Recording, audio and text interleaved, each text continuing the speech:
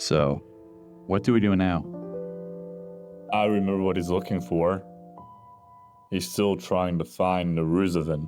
He needs the Necronomicon. He's trying to use the Stella to awaken Zamindor. Don't say that name. Why is it prohibited?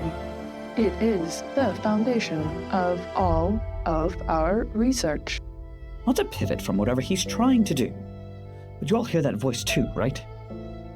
Wake up. Save me.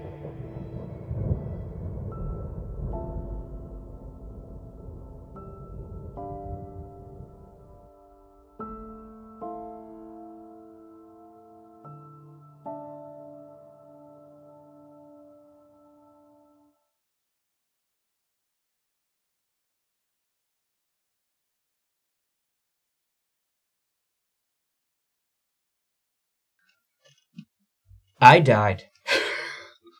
Wait, should I be in character? Sorry. I died. But sometimes, it's funny enough, to find answers, you need to press the red button. And sometimes when you press the red button, you die. Don't ask. Then, okay, I met someone that has no melody, but yet his name is music. Very weird. That gave me... He gave me answers, but yet it created more questions.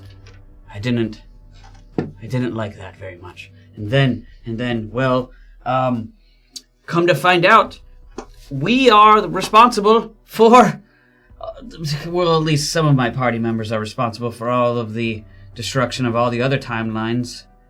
But our timeline's different, I guess because of me, which gives me more questions and answers.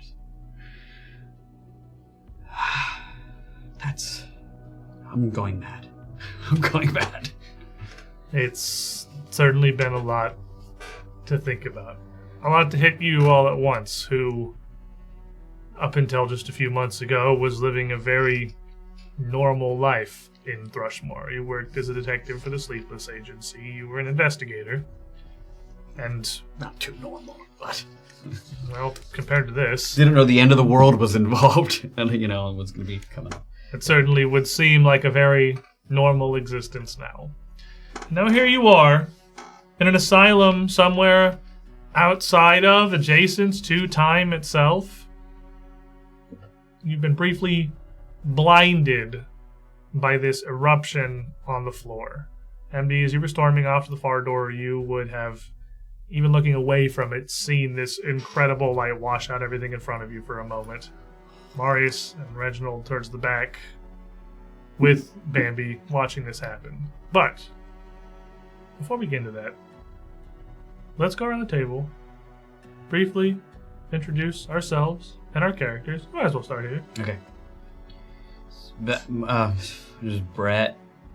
We were just talking about our names earlier. I wanted to say my name was Greg. I did. I really did. No, no pre-show bits. No, my bad. I didn't realize that. What? Whatever. Okay.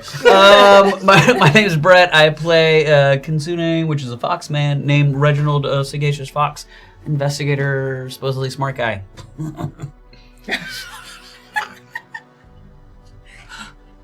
I can't follow that up. That's a lot. The laugh really sealed it. The it's laugh pretty hard sealed it to all. I'm Colby. I play MD, the full-blooded orc rogue, who is supposedly a strong guy. Let's jump over here. Hey, you are a strong guy. Surprise. Pranked. I'm Marcus. I play Marius, the supposedly Ghoul Dwarf Ranger.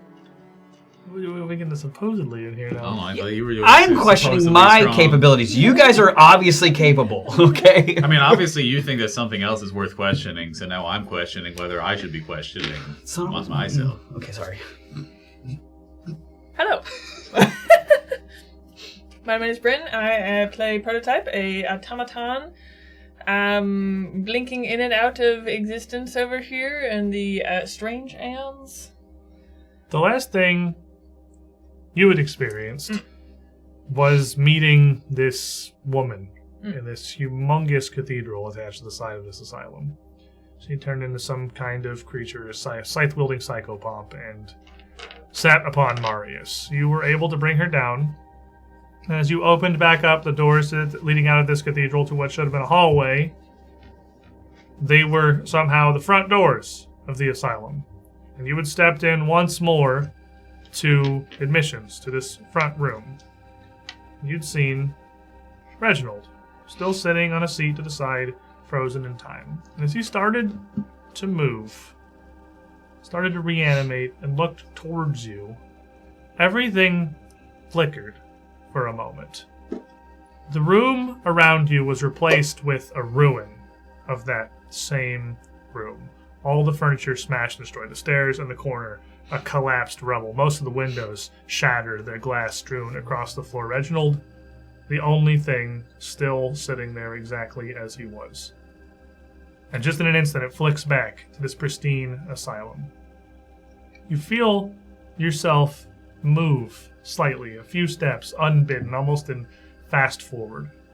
And then time accelerates so quickly that you can barely even perceive what happens as you suddenly fly across the tile of this room and find yourself face down on the floor,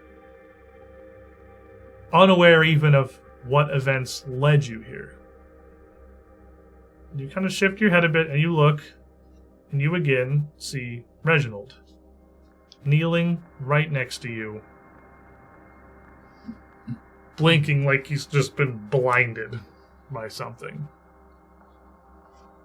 MD, you're the furthest from this. You're facing away from it. You see this incredible light and turn around for a moment to see Prototype once more, prone on the floor with a clearly very blinded Marius and Reginald next to her. Right. I go over and kneel down next to Prototype and kind of like gently tap her head. You cognizant? I am experiencing temporal dissonance of some sort. Cool. Let's get you standing up. Hey, Reginald, Marius, Prototype's back. And her body's rock. Oh, interesting. It's funny how the two souls inside of one, it's just going back and forth like that. If I pinch my fingers, are they squishy? And no more squishy at all? Just a little bit. Oh, I have some really bad news for you, Prototype. The soul you're switching out with just had a real life body. Like Does flesh. that also mean I will have a real life body as well? Maybe. Could be important to the future. This is great news. Very good news. Why are you getting her hopes up? You don't know. She punches him in the face. Hey, Attack roll. Attack roll! It. It's not very good. I mean, it's not terrible either. It's 9 on the dime. Are we going against your This AC? is AC. Yeah. You want to try to Okay, 9 smack on the it? day, so that's a 35. Okay, that means it. Punches Marius. hey, no hitting. As I hit. As I like lightly hit her on the back of the head. What about laser beams? No laser beams. What about explosions? No explosions. What about snarky comments? Snarky comments are allowed. Okay, I will continue with snarky comments. Alright. Let her have something, Marius. She said she was going to continue and then stopped. Oh, that's fair. Well, When you had stepped through the doorway, Prototype, much of your party here was very injured, you included. Right. You had been pretty heavily sliced by the scythe this creature was wielding.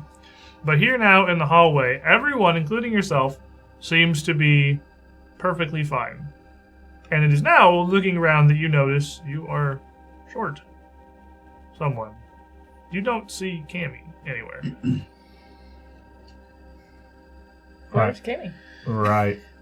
That. Is everyone okay? I'm going. Yeah, no, we're right behind you. Yeah, We got to figure out She's how to that get way. there. She disappeared.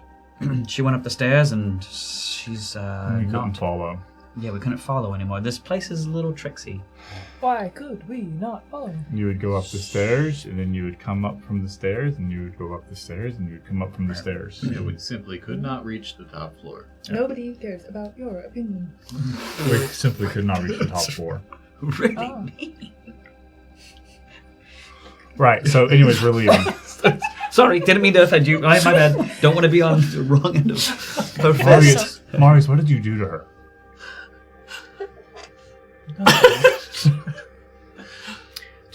Nothing, Nothing. he says, Reginald. He says he did nothing. It seems like you try to take away some hopeful thoughts from her. That's not nice. Some people like hope. Hope is good. We were in the middle of a fight. We are still in a fight. A battle. A battle. You're so, dramatic. It's really... It is dramatic. Is there so bad of a theater kid? Yeah. Every time I feel like you're saying something, the spotlight's coming down. Dramatic. It's got the theater kid sliver of Ariana's soul. Let me ask you. Are we still friends? Oh, me? Yes. Oh, well, Wow. that's... No, hold on. That's a very... Friends? She is leaning so close. Absolutely. We are... How could I say this? I care for everyone. And hold on. Yeah, it's more yes, the answer, the quick answer is yes. You see that? I still have friends. Yes. Why? What's wrong? What happened? You guys got into a fight in a fight? What was it that I remember? You have no friends. You are not funny. You are stupid. I don't like you. I don't think I said those last Your ones. rock is annoying. Did he say all these things? All of those things are said. Wait, Pretty sure it was only at least the first two. He admits. Did you try apologizing to her? Sometimes the most That's- intelligent thing is to just apologize. She is very forgiving. I am not forgiving. Say I'm sorry. Say I'm sorry. I thought I did. Never. Prototype, I'm sorry. I did not mean the things I said. I was trying to get a reaction out of you at the time. Did get a reaction. Not the one I was looking for. What kind of reaction were you looking for? We were in the middle of a battle. I was expecting you to explode because you normally almost explode over very small things. And I figured that was going to be big enough to make you explode. Have you considered asking me to explode? I didn't think that would get enough of a reaction out of you. I punch him in the face again. I think to think of Prototype as something of just like a simple robot or something like that. Do you have to understand, like, she is it not just like an intelligent being, but she also has like an intelligence like build to herself, to where it's like An intelligent being. yes, there's so much going on there. So I mean, much. Think of her like Marius- a prototype pianist child. Still learning, but yet there's so much potential in so much that she's probably even ahead of. Marius wasn't far off the mark. Trying to get a reaction. When she has volatile emotional reactions, you tend to explode a little bit. But that was very rude. Very rude. Right then. Wow, we're going. When emotions are high. I grab Prototype and drag her away from Marius. I will say, when emotions are high, we should, logic doesn't always help. At this point, MD gets to the door at the eastern end of the admissions area, pushes it open, and sees before you the somewhat familiar sight of the visitation office. It is the room adjoining the main wards, where patients were brought through to walk that external path out to that very comfortable waiting area out front, the door to which you don't seem to have passed. I do want to ask, what does she look like? Prototype. Okay, so like robotic rock person. Yeah. Okay. Yeah. Not That's what prototype Bambi. looks I know, like. but like not like Flash came and then like was Bambi within a flesh body, and then No, Flash it's- came. It's prototype. Okay. That's with the head and the rock All the and things. the crystals. Got Yeah, it. That's the thing. The 3 eye holes. The 3 eye holes. You come into this. You open up this chamber here. You can see that there are a bunch of kind of overstuffed chairs at the southern end of the room near the door that leads outside for those who are waiting to come to be escorted out to the visitation area. There is one doctor standing at the desk, almost right in front of you as you enter. He has very kind of thinning black hair. He doesn't look particularly old, just perhaps unfortunate in that department. Very much clean shaven, brown eyes, and he's maybe like a solid 5'4". He's standing over the I counter. thought you were with a gonna slab rate coat. him like, oh, he's Very- like a solid like 5 out of 10. Like, he's like not Average? he's just very, average. very average. He's not that He's a- attractive. He's a Galarian He's okay. average, so you know, like Easy was. Like, he's bent over the table, and he working on some papers, looking like signing off on some things. And as the door opens and you cast a fourth MD, he turns and looks towards the group of you. The face you don't recognize at all from your time in the asylum. Reginald, however, you have been here quite a few times while you lived at Thrushmore, and while you had to do some interactions with the asylum and its people. You wouldn't know much of the man, but you would know this is one of the head psychologists in the asylum, Dr. Oathstay. Oathstay? Oathstay. Oathstay. And he turns and looks across the group of you. Apologies. Is there no one to wait on you in the admissions wing? No, there is not. Could you possibly help us? Things have been a little confused here recently. We have several of our support staff on leave. But I apologize. This area, though, must be kept very, very much clear of weapons. And motions clearly towards, the three of you that are very obviously... Totally understood. We might just be walking through. We're just trying to get upstairs. Actually, if there's a... Well, the stairwell should be in the admissions wing right behind you where you came from. There's a little cleanup and things like that happening in front. It's a little buck up. Is there another way to get upstairs? Not for public access, I'm afraid. There's... Well, I mean, we have business to do up there. Do you have your visitor's passes? Well, I mean, I'm a detective, my friend. I mean, this is my work, and there's some work and things. I can't really speak to you on what I have to do, but I do need to get up there. You know that I work here, in this town. I'm sorry, I haven't heard anything about any meetings inside, but still, if you were to meet with someone here, if there was someone you need to speak with, they should be joining you in the admissions or in their own offices. This leads to the wards. This upstairs, or is you through here? The communal wards are around the corner. Okay, got it. This is it's not a public area. I'm sorry, I don't know if there's. What was the floor? What was the room we're trying to get to upstairs? We're just trying to get upstairs. Can you just tell me what floor? Give me a name or something. Some sort of recall. Room 207 most likely would be a one. What? I'm just looking down at this man. I'm not even paying attention to you. 207, the utility closet. Maybe it was 208. It might have been 208 actually. 208 is a pump room. You don't look like mechanics. No, no. Was there a threat of poison in the pump room? This Yes. isn't something I have heard about. Well, Look, are it's clear to me that the group of you are attempting to come up with some fabrication here, but again, Whoa! You are jumping to clear I conclusions. am one of Briarstone's head psychologists. Right. I can read a lie when I see one, especially one as, frankly, ill-rehearsed as yours. But First off, how? Second. he puts his pencil down on the table and turns around. Well, what? Just tell me what it is you need, and let me help My you, or direct you at least. Is lost somewhere in the asylum. We're looking for her. All right. If you have a name and a description, then perhaps I can send out a bulletin to the staff and see if we can find her.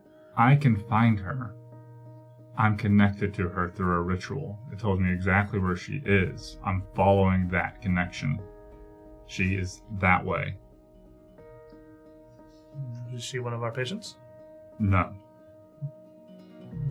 There wouldn't be any visitors from outside anywhere in this wing of Briarstone. This, as I said, is wards. There would be... I know that. Staff, patients, orderlies. There's... Well, this office here, this waiting room, is the furthest visitation ever goes. How did she get in here? This friend of yours? I don't know. I don't know how she ended up there. She was with us. And now she's not. Child? Sure. Wife? Child. Okay. Well, our pediatric ward is at the other end of the asylum. So this entire ward is adult patients. Any child that was beyond here would be, well, led back to the proper wing almost immediately, if anyone were to see them. This area beyond is... There's a communal ward, but there's also many of our singular wards, our private chambers for patients who are unable to thrive in a communal situation, if you understand the implication. Yes, I understand the implication. But even for a child, there are private children's wards in the other pediatric wing as well. It's by recreation at the far end of the building. I could find someone to take you there, but I can assure you if there is a lost child anywhere on this side of Briarstone, they would be found nearly immediately. We are short on staff, but not that short. I would like to remind you that he has an innate connection through ritual that will show which direction the child we are following is, and it is not that direction. It is essential for us to find. I understand, but for the safety and the security of Briarstone's patients, our wards, that we are responsible for, I simply have to insist that you cannot proceed into our wards. For the safety of your wards, I think it is essential for you to let us find this child. Right. I can see that it is very clear that you believe what you are saying, but I'm sorry, without more information, even if I had it, this would be something that I would have to run by, well, the administrator at the very least. Would have to be aware. Let's take this back a few steps. Where do you come from? You said you don't know how this child got here, but I don't recognize any of you from, well, I don't live in Thrushmore, but I haven't seen you around Briarstone. I am a creation of the child. Again, I see that you believe that. But that's... She is remarkable, and it is essential we find her. Are you a homunculus of some kind? Of a sort. This would certainly be more of Dr. Chawar's area of interest. I'm not personally well versed in the creations, but you look remarkably lifelike. Thank you. If that is the case. I am trying. It is essential we find this child. And I do work for the Sleepless Agency. Oh. And I work for the Count. Hassergen Lowes. Alright. Well, there are still procedures in place for a reason. I understand this seems to be very urgent, and... Alright, I would ask at the very least that you do not bring your weapons into the ward. Some of the patients are high risk. It's paramount that they're not enabled to or even provided the opportunities to make poor decisions. Some of them are very much a work in progress, and it is easy to undo months or even years of psychological work in moments, if provided opportunities they should not have yet been afforded. I mean, They, that's fine if that's how it is. Yes, I'll go ahead and just take out my crossbow and I will lay it down. And where do I put this to where I can get this back? There's literally like one desk, which is where Oatstay is. That's mostly clear. It just has this couple of things that he's signing off on. Yeah. they need to know you are here at all. Can you not take one with you? What's that? A person to be less visible? Oh, sure, we could do that. I'm just going to walk past Oathstay to the doors. He's not going to try to physically stop you, obviously, but as you just walk past him and around these double doors up in the corner that you know should lead up to the solitary wards, he would just raise his hand. Sir, please, I must insist, you cannot! It's actually a really great idea. And I must insist, I must. Just keep going.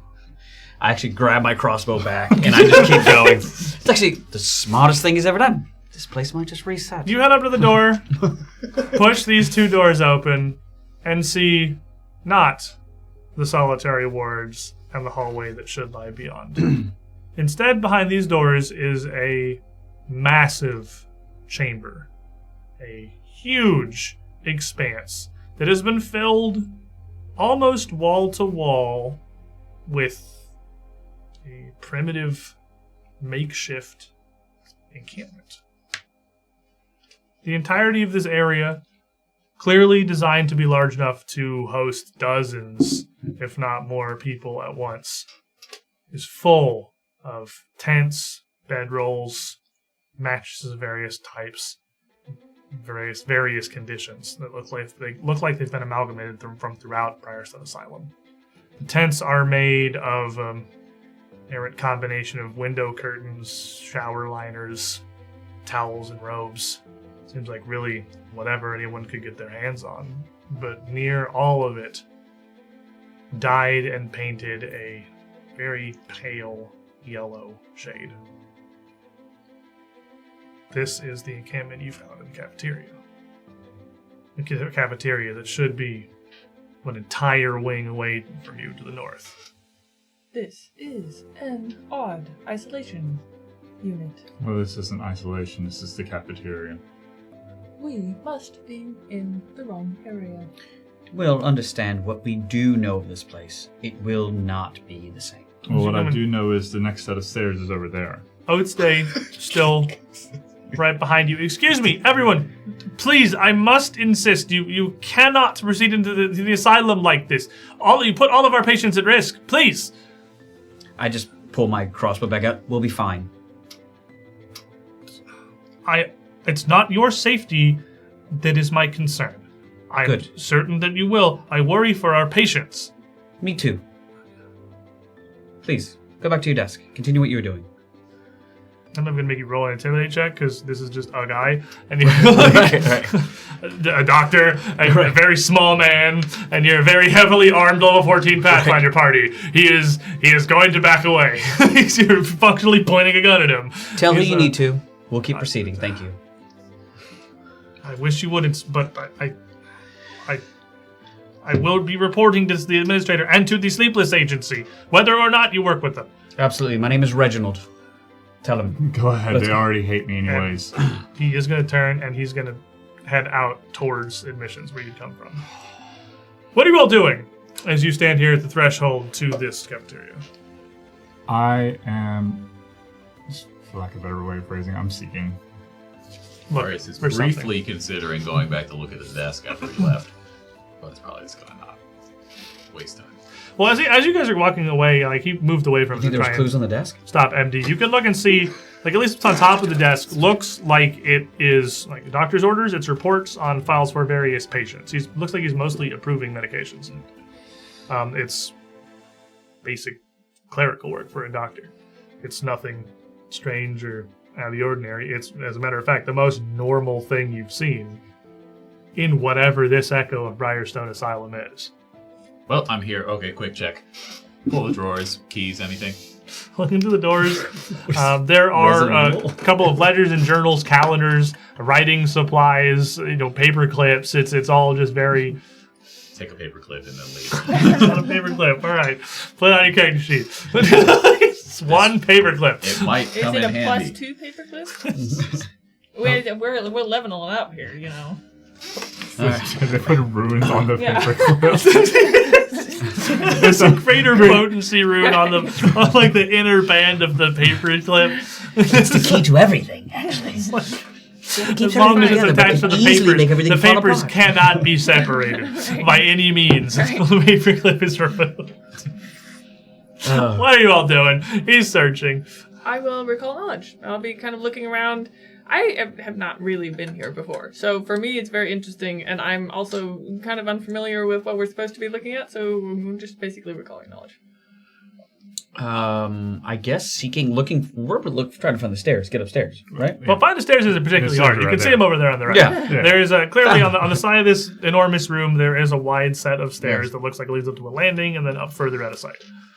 I would also say,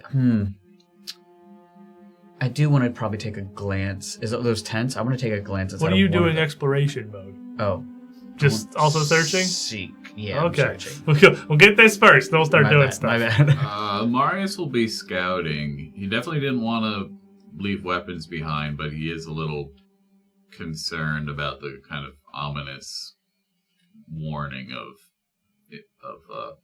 patients being a threat. He's definitely, especially with how everything has been very weird in this layout. So he's a little on edge. He's going to be keeping watch. As you come to the cafeteria, you can see the stairs over to your right. After the landing, the staircase doesn't just wind up out of sight. It winds up into what looks like a cloud of smoke. Heavy, thick, dark, yellow smoke. That once you get past that first landing, you can't even see the rest of the stairs before they wind around that corner. But the two of you that are searching, make me some perception checks. I rolled a 14 on the die for a total of a 37. All right. I have what perception? Let's see. That is a 35. As you come into the room, the 35, you would see that a little further away, maybe some 30 feet north of you, closer to the center of the chamber, there are a lot of supplies scattered around this place. There's a lot more than just the tents and mattresses that are on the Arkenforge board here. There are piles of cloths. There are what look like little campfires set up. There are pans and pots scattered around, pieces of wood, broken pipes, random bits that look like they've been used to make the supports for a lot of these tents. There are things everywhere. The tile floor here in most places is completely covered, not just by that, but also by dirt. A huge amount of dirt that looks like it's been tracked in here, though you notice, MD, immediately, and Amarius, one very large difference to the encampment that you would encounter before is that the western wall is intact. It has not been demolished. There is no just opening to that great courtyard in the center of Briarstone side. There is still this wall with wide windows facing out of that courtyard. But near the center of this, you would see some movement. There is a small-ish creature, something that is visibly rooting around through some of these supplies a little past these two biggest tents in the middle. You can just see a head sticking up. A head with that grayish blue kind of flesh that looks unmistakably like the back of a ghoul's head. The 37, MD, you can see that that's not the only one. There are two more things rustling around, one kind of far off to the right side of the chamber, really close to the stairs, and one that you can just see the motion on one of the furthest tents back across the room. Something moving around back there. They're both out of sight, obscured by tents. This room isn't full of a mist or anything. It is a dim light that lets you see all the way across it. But these creatures look like they are significantly larger than whatever is in the middle of the room. I immediately stop, backtrack Marius, and nudge him and point out those two things immediately. Okay. I'm gonna hunt prey on the two big ones. What if they're friendly? Nothing that color's friendly, sorry, Marius. How do you think I got like this? All right. We did go through like a whole civilization of them that were... You want to walk out and talk to them? Well, maybe he could. Because he... No? I don't think I'm going to be very friendly to them right now. We're all in kind of a bad mood. Where do you think I got like this? Was it here? Ow! Are we replaying this Yes. Fascinating. Everything we've done has been slightly off from what we've already done. This is so much fun. Okay. I will bring out my cane sword and sword. Sorry. Everything's just numbers to me and figuring things out. Ooh, this is neat. Where are you? You're all kind of near the entrance right now. Are you moving? You pointed those things out. Are any of you moving anywhere? You've got all the space here on the map. It's a pretty big area, and you can see it. That thing's fairly far away from you. That back of a ghoul's head, you can see rooting around in a pile of cloths. Is there a way where we can draw them into a clump? Conveniently? You walk into the middle of the room and start fighting. Well, that might work. I'm going... Before That's Marcus not moves what she's too talking much, about. Okay. what does it look like outside? Since we can actually see through the window. Outside, you can see a very overcast courtyard. Most of the light in the room is coming in from that series of large windows on the western end, making the eastern side of this once cafeteria significantly darker than the right. But it is grass, it is trees. It looks like exactly the same courtyard where you once engineered that great battle between the apostles in Orpiment and the ghouls. But there is no heavy fog. There is no mist, just an overcast sky. Does it look like it matches the apparent layout that we've seen? Like, do we see where the library should be through that courtyard? You do? Looking out through the courtyard, it looks as it should be. In fact, you can see the shapes of rooms that, like the doctor's offices, that appeared to be entirely absent as you walk from the library directly into the administrator's office. This reflection doesn't seem to fit exactly into geometry as it should. Okay. I think Marius is going to walk around toward the left. It looks like there's a little bit more visible coverage with the tents there. There is. He's going to kind of very You slowly. move up, yeah, you can kind of move. Do you want to switch to sneaking? Yes. Okay. Go ahead. Well, I'll have you roll in a second. You're trying to make your way up to like thereabouts, I'll say? Yeah. Okay. What are the rest of you doing? He has his bow out, I assume, and is very clearly trying to creep Basically, around when the I side. said fascinating, I would then, as he shoots left, I'll go, I would also like to go in sneaking, and I will go off to the right and as far up top as I can if I can sneak up. Okay, I'll start you here. How about MD and Prototype? Am I in the open? Well, you're kind of moving around like behind this tent near you, because you can see that tent in front of you is where you can see one of the big things moving. It's like at that next tent. Okay. Yeah. Do you have an idea what that you have an idea what that is? Looks like a ghoul's head, but you're pretty far away from it. Yeah. There's a ghoul in a pile of cloth and slop. Cool. Ghouls are easy. What about the large one? Can I get any read on this? You can't really see it yet. Okay. You just see the movements. You stick with Reginald. I have an idea to get this triggered, if that's what we want to do. You can say that. You ready? I can cast... how big is an illusionary object? I'll have to look up. All right, well, we're going to make our stealth checks here, because MD Yeah. and Prototype are back here talking, and you two are starting to move up into the room. Or you two are starting to kind of creep around the room. So I'll start with Marius, because you're going the furthest. It's not great, but that's a 32. Okay. as you get up behind this tent here, Reginald is going around the other side. Make me a stealth check as well, Reginald. Okay. Do I want to go blue or green? Blue. What color's more stealthy to you? Oh, why did you say that, dude? Blue's the luckiest. and You blew apparently it. You didn't blue. Shut up, Marcus. That was not correct. Okay, that's it's a 26. Ooh. You two start to move around, and you kind of whispering. You're sort of literally like, "Hey, MD, I know what we can do." Like through the tent to MD as you're moving. It's not exactly stealthy. Yeah. You guys move up here, and Reginald, you see a clawed limb come out from around the tent in front of you.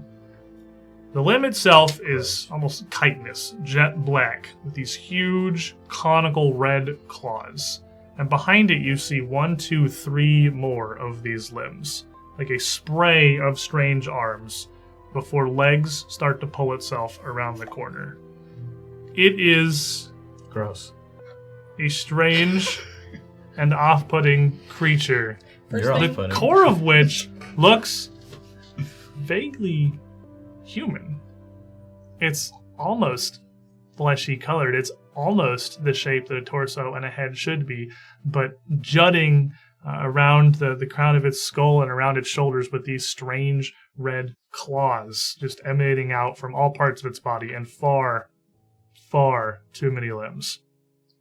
Marius, you're creeping somewhat stealthily here. As you get around to this tent, a wind, a breeze, blows through the whole cafeteria, is what it seems like at first. But it's not that. It's almost out from the tents next to you, causing the opening of it to flap a bit. You hear a muted sobbing from inside the tent you're hiding behind. Immediately, the ghoul at the far end here whips around and sees you, and you lock eyes with Clades. The ghoul that turned you into what you are. Wonderful. But as he rises up from the pile, you don't see his shoulders and his body following him. He is a head mounted on strange, spindly limbs that climbs up on top of this pile and then launches itself into the air towards you. Everybody roll me some. Actually, pause. Time seems to stop and stutter for a second. These movements, this tent, this creature, the thing coming around the corner, all start to shift. You feel yourselves back up a couple of steps and then back forward again. But this time, as you do, you're already being met by the creatures. The thing next to the tent here is going to move forward up to Reginald. And it is going to get a 37 to hit you. Yes. Regular hit? Regular head.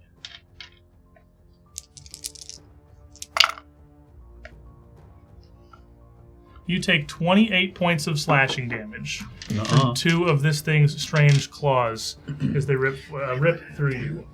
In the back of the room, you see another one of those larger creatures skitter forward around the corner on its way down the western end of the cafeteria here, moving towards Marius.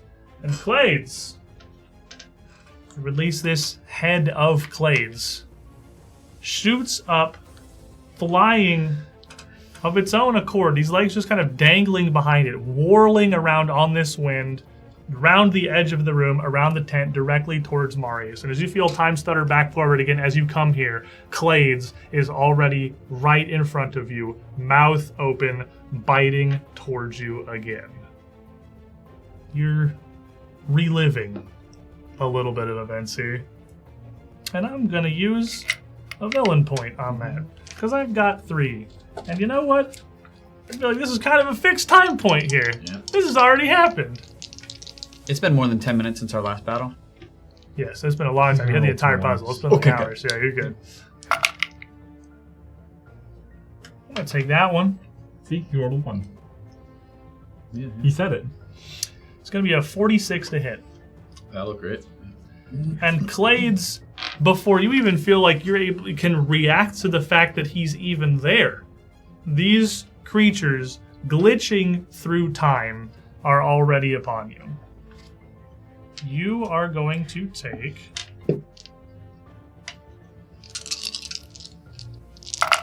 So that was a crit? Yeah.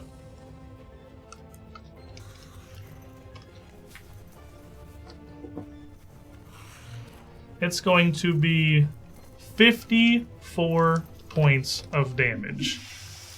But it's not really the ripping of his jaws.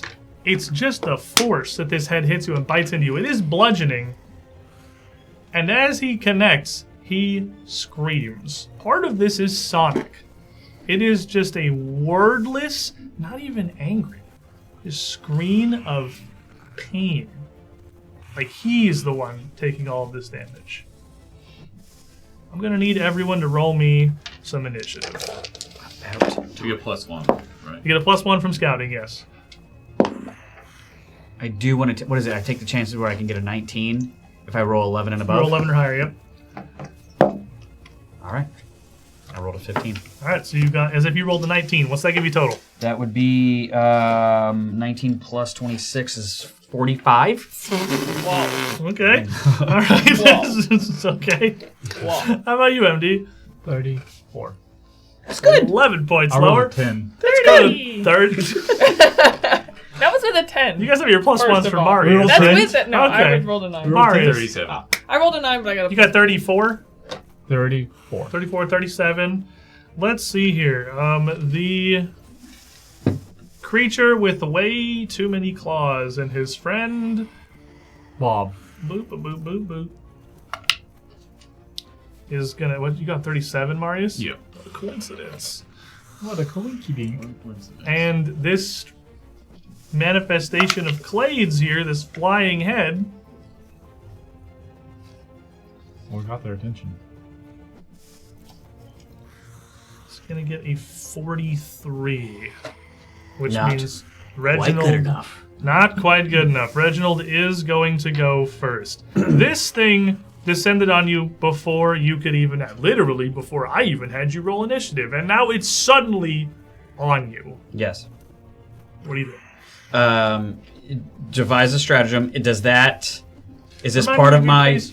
My leads are. I was actually trying to look for it, and I think one of the leads was like many armed things. Ruby That was Claw. specifically- creatures. Does this count owls? Yeah. This, I Yeah, think great. this count This is owls. actually my leads definitely have to like solving this time-based end of the I would world. give it to you. I would give Really? you. Oh, sweet. I would give you, yeah, because you had like the state of this asylum, yeah, figuring out like what this is. Yeah. I would actually give these to you for that. Then, well, if that's the case, then I will have my cane sword out and it strikes me, and then I kind of parry and strike back. Not actually officially parry, but I, whatever. It's an attack. I rolled 2 of them, right? And that was I haven't done Devise Stratagem in a while. It's So I rolled 2 of them.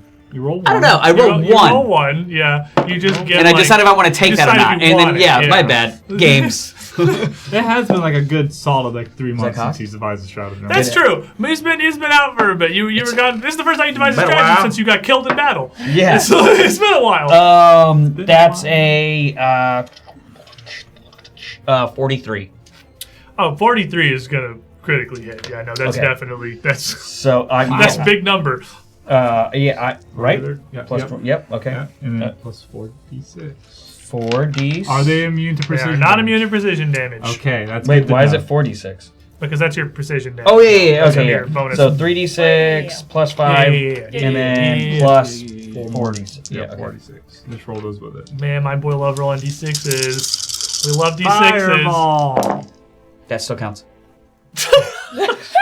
There's a d4 in there. If it was a 1, it wouldn't count. Hey, whatever. Yeah. I know. I would have counted it. All right. Let's see here. 9, 12, 12 plus 6 is 18.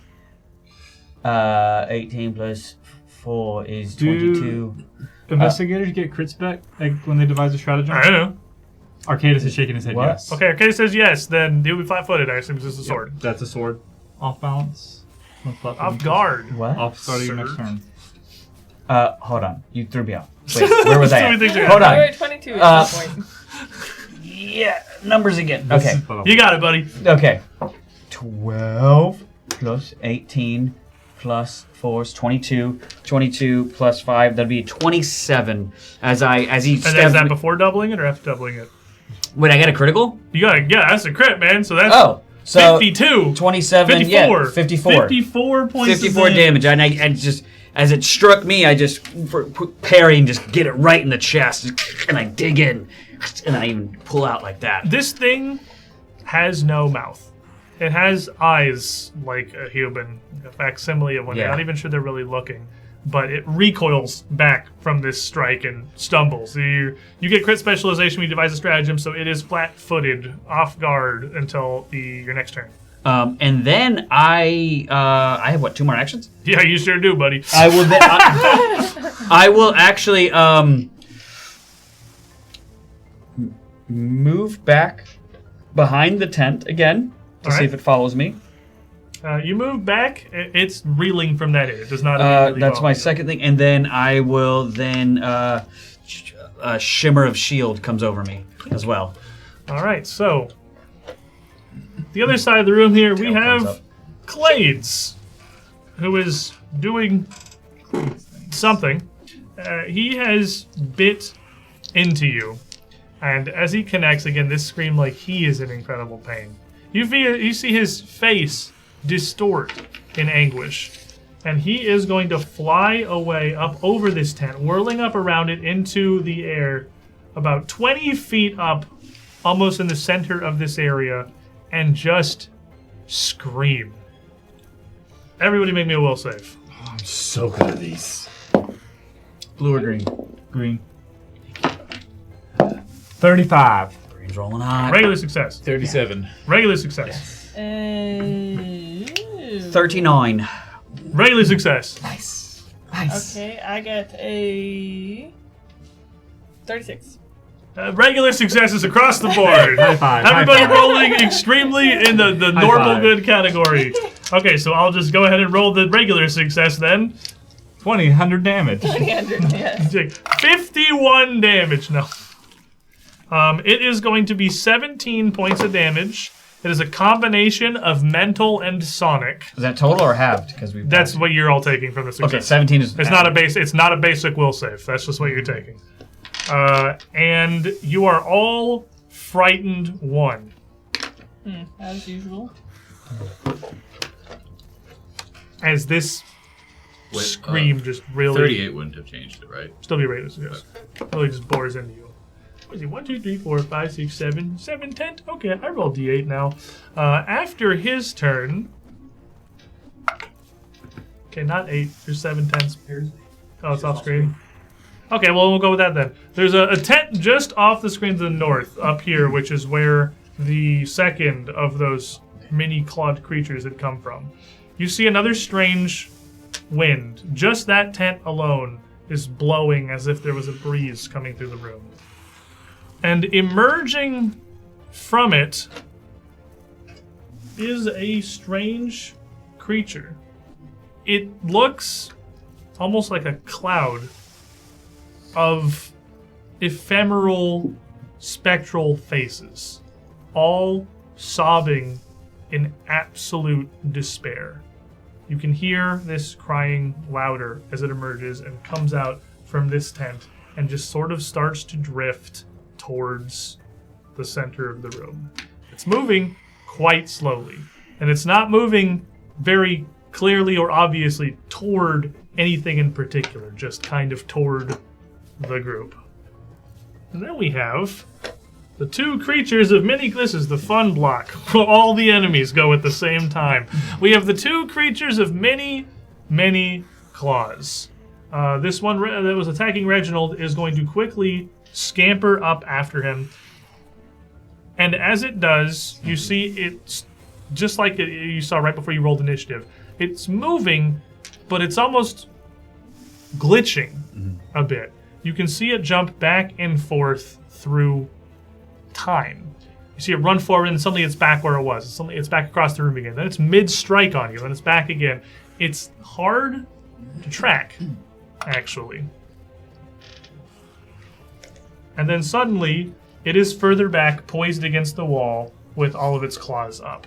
The other one is going to rush down towards Marius, whoop, charge directly at him, and lash out with a flurry of claws. 39. That'll hit. To normal. You got big boy AC. There's no way that's critting you. It's going to be 27 points of slashing damage. 27. 27 from this litany of claws. Litany. That's a good word. And then as they all scrape across you, you see these little sprays of blood as they rake across the rend through your armor, rip across your body. Its hands contort, almost inverting. So all the claws are facing out backwards, and its gaze just locks onto you. Make me a will save.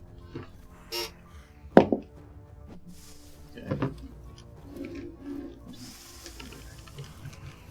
Good. Let's promise I can have 39. 39, you feel for a moment an overwhelming misery seep into you, but you grit your teeth and you shake it off. Fear doesn't affect that, right? Fear does, but it might as well wouldn't make a difference on that. Thank you. Frightened 1, by the way, that everyone has, is going to reduce pretty much all of your rolls and your DCs by 1. That does include your AC, that does include your saving throws, like everything is down by I 1 actually right have now. something called Common Center, where basically it deals with me being frightened or stupefied. Whenever your frightened or stupefied condition values would be decrease the value by 2. That's awesome. You are only frightened 1. So if you were frightened 2, it would go from at the end of your turn. You get over it. You still yourself a bit. Yeah. If you were 2, instead of going down to 1, you'd go straight to 0. But you're only frightened 1, so you're gonna go to 0 anyway. Okay, right. But that is exactly. that is it has up to 2. good for hypothetical future. No. Mario. I shouldn't have told him that. All right. This has hurt a lot. Marius really wants to go after Clades, but right now there's a big, scary thing in front of him. So I'm going to attack that. Makes sense. What was I about to ask him? Oh, does Frightened affect the attack roll? Yes. Okay. Attack. That's a 13 plus 27. 40? 40 will hit. Okay. Nice. Damage. 6, 9, 15 piercing. Okie dokie. Nice. I missed Stoke. Oh, if only you were stoked right now. And Well, you must learn to live without the stoke, so you can appreciate it when it's spoiled there. by it. Well, he never hits when he's stoked. Yeah. That's true. All right, we'll bring the sword around again. Oops. Can you get it in the Bring tray? the sword around again. I'm gonna miss. Also never hits when he's not stoked. They're not super high AC. Well, I mean, we'll see whether that 27 will hit. Okay, you will in fact miss. They're not that low. One more time. No. All right. I'm hurt. MD, as we come around to you and you see this creature glitching through time, it's just this one now that's clearly flipping around. Something is happening you can't see. You also see Reginald landed a really, really good strike on it. And as it glitches around here, when it just sort of jumps over to the wall, that wound is almost completely gone. Now that's illegal. Prototype, go cover Marius. And I'm going to move around to the one up against the wall. And He is just flat-footed from the crit spec. Yes, he is. I'm going to just slash out with the gauntlet and the knife. For I always forget what it's called, but the dual warrior thing you were attacked twice. Dually slicey. You dually slice. Okay. So, Double knife. cutter. Other one. Man, that would be really cool if I got a 31 with the knife. That will hit his flat-footed. And a 10 higher with the other one, with the fist. 10 higher with the With the fist. multiple attack penalty. it doesn't count for the. Oh, right. Don't get that. That will crit his flat-footed. Yeah. Both flat-footed made a difference on both of those from the crit specialization. So the crit is going to take the sneak attack bonus dice. Okay. Yeah, because you only get put it on one. Yep. So I'm just going to go roll that one first. Flat-footed, of course, is going to be reducing his AC by 2, which let you get in there. Yes. I love flat-footed. 1, 2, 3, I think it gives you sneak 4, attack, obviously, because rogue things. 10, 15, 17, 25. I'm still doomed 1, right? Yep. 27. 54. A lot of 54 going around in this fight. That's the third time a 27's been doubled. Because I think I rolled 27 on the crit that hit Marius. That's the third 54 crit damage. And it's almost very quick. The punch comes in, comes out, and the knife slides in right in the same spot. It is the one that does spirit damage. Okay. If that matters for anything. So it is. It's perfectly neutral to spirit damage. That's perfectly okay then. 4, 6, 7, 8, 16. Okie dokie. 18. 18. Yes. Alright, it is very much bloodied at this point as you get 2 really good hits there. So, Prototype, you were recalling knowledge as we came into the room, so you will get an opportunity to these actually, that creature type is not on my quick reference sheet for what the skill is for their knowledge, so I'm going to go with probably occultism. Excellent. You can pick, there's clearly 2 different types of creatures right now, so you can roll on either the ruby clawed fiends or this flying head of clades. You get one for free because that was your exploration activity. Okay, well, the ruby cloud fiends, there's 2 of them. There are 2 of the So double I'm gonna value. go with that. Super. Occultism, you said? Occultism. That's 35.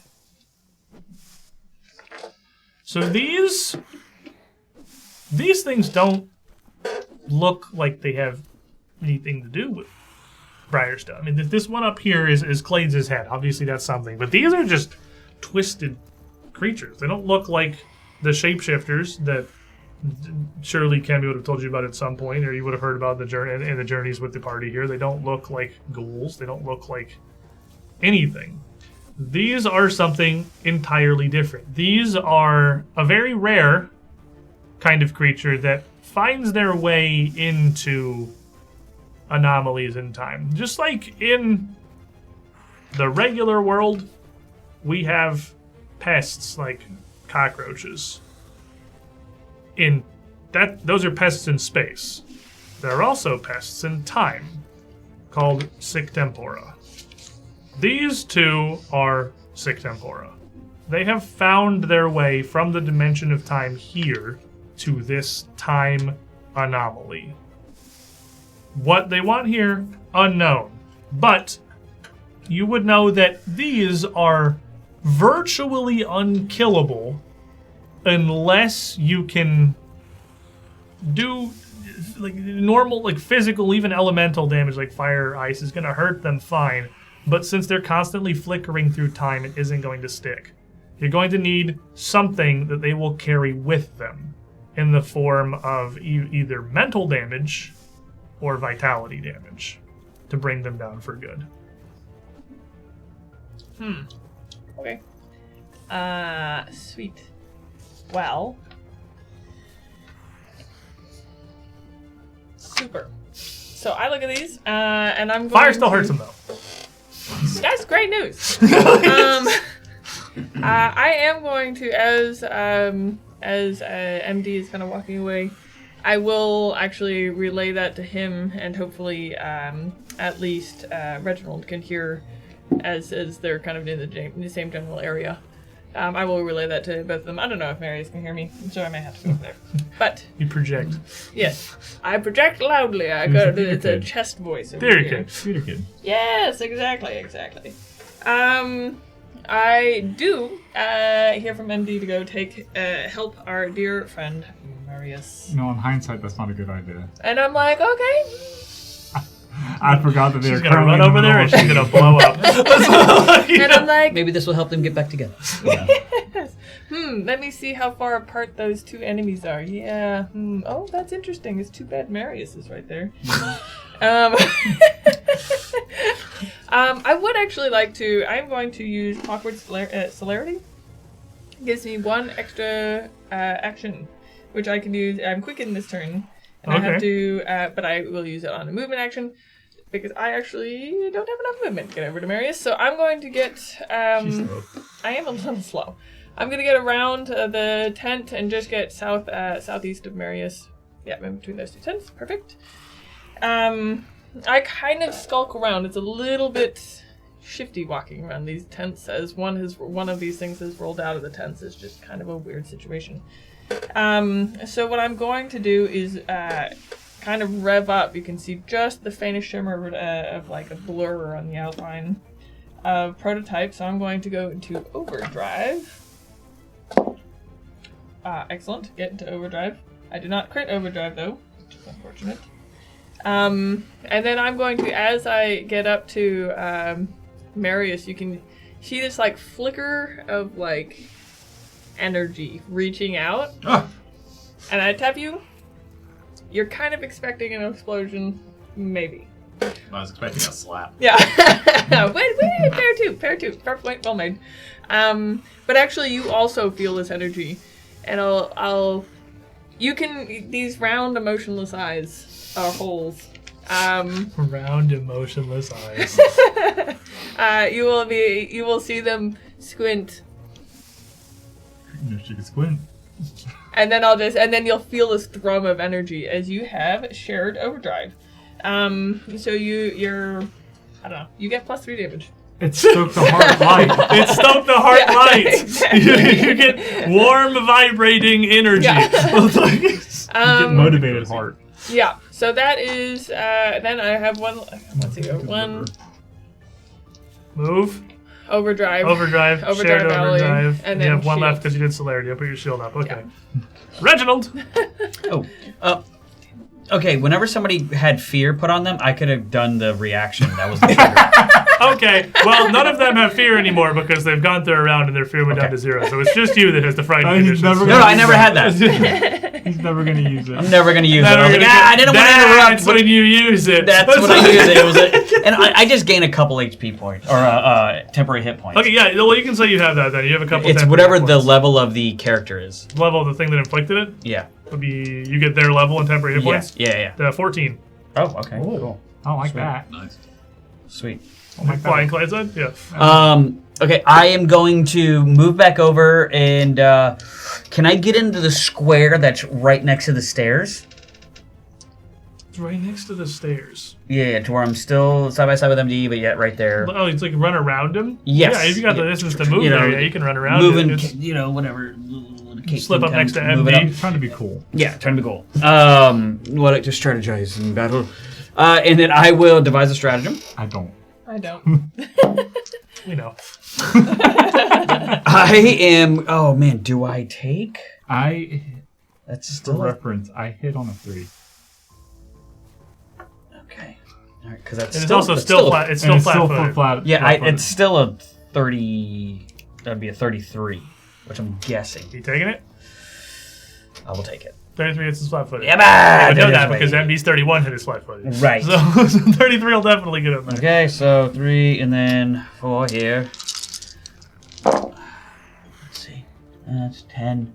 10 plus. Oh, on weakness, piercing damage. Okay. Yeah. So this is going to be week 5 to this. Yeah, 10. that's the important part. 15, 17, 17 plus 6, 23, 23 plus 5 28? is 28. So that is, I 33. run around, and as I do, I again, seeing the weakness, hopefully somewhere and straight in the chest, and just stab in. That is my 2 movements, and then, I'm still. 33, as you strike it, it is actually this hit following MD's series of very powerful hits. It is going to collapse against the wall there. As it's down, I will then. I still don't trust it. And then another shield comes across me again. It's going to stand back up. Flying Clades is going to look around the room here, and it is going to. It's still closest to you guys. It's going to surge down over the tent Nobody's still frightened anymore, so just directly towards Prototype on account of you are the closest. Sweet. And it's going to attempt to bite you. I'll use a villain point because apparently you're the target of the day for free villain points from Ghost of Azan. So I got one from him. I'll use it. Black Friday, sell villain points. Sell villain points for me. You shouldn't have. 41 to hit. Wow. That hits. Regular hit. Yep, there it is. Yep. It comes right back. Regular hit, though. Regular hit. You got good defense. Tinky. 26 points of combined bludgeoning and sonic damage. And then he is again going to surge back up into the air, just moving back slightly to the other side of the tents and ending up about 20 feet up above the ground again. In the distance, there is this weird cloud of spirits, this sobbing morass of souls, which is going to drift 5, 10, 20, 25 feet down towards the closest group of you. Oh, I hate that. And from the southernmost tent, right next to the door where you came in, you see this wind blow again.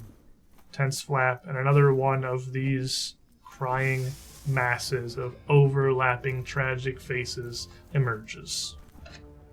We have one little slapper here who is going to slap Marius on account of you're in front of it. Snapping.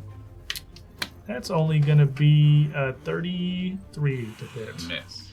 As it swings and misses on that one, it is going to pull back and then put all of its limbs out to the side as it misses these slashes and throw its head forward in a motion that looks like it's screaming. Prototype, you see it do this, throw its head up. It doesn't have a mouth. It just has these two eyes here. You don't hear anything. Marius, you hear this tormented wail emanating out from it somehow. You're not sure what it's coming from. It doesn't hear any mouth. You are the only one who hears it. Make me a will save. Natural 20. Oh, well, you're fine then. You hear it? The head of Clades just screamed a moment ago, and you were fine with that. And this isn't quite as powerful as that effect. So you, again, kind of grit and shake it off. Marius You've still been through. clutches his head, but is able to push through it out of frustration. You've been through a lot of things screaming at you in strange Aeons. It's you kind of you're not necessarily used to it, but good at dealing with it. And speaking of Marius, his turn of you. As I'm drawing my sword, Is it? On the other side of the room, glitching through time, this slain creature is suddenly just upright again, making this same screaming motion towards Reginald. Reginald, make me a will save. Quiet, you. Oh, by the way, Prototype said they can't be killed. It suddenly looks like it's just back on the wall like it was just before you had struck it. A will save? A will save. Will A. 32. 32. This is damage? Oh, yeah.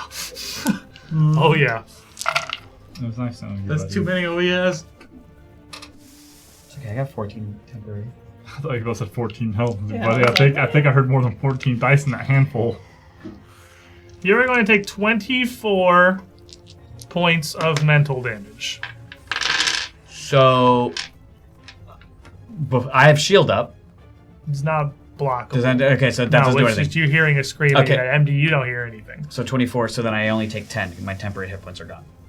Yep, exactly. You would take 10 after your temporary hit points. Got it. And then as you're kind of stumbling a bit from that, it is going to just lash out with a claw towards MD.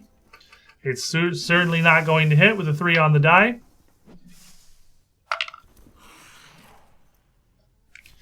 And then it's suddenly over here. As if it had already fought and pulled back, but you never see this motion, it's just further. And now it suddenly looks injured again. You can see the wounds that you and Reginald had laid on it, but it's alive. They weren't enough to kill it. It certainly looks like it's at death's door. How did you say to kill this Now thing? it's Marius' psychic turn. damage? Mental or vitality. You have to hit its soul. As Marius is drawing his sword, did you say something about these being unkillable? No. The most obvious lie in the world.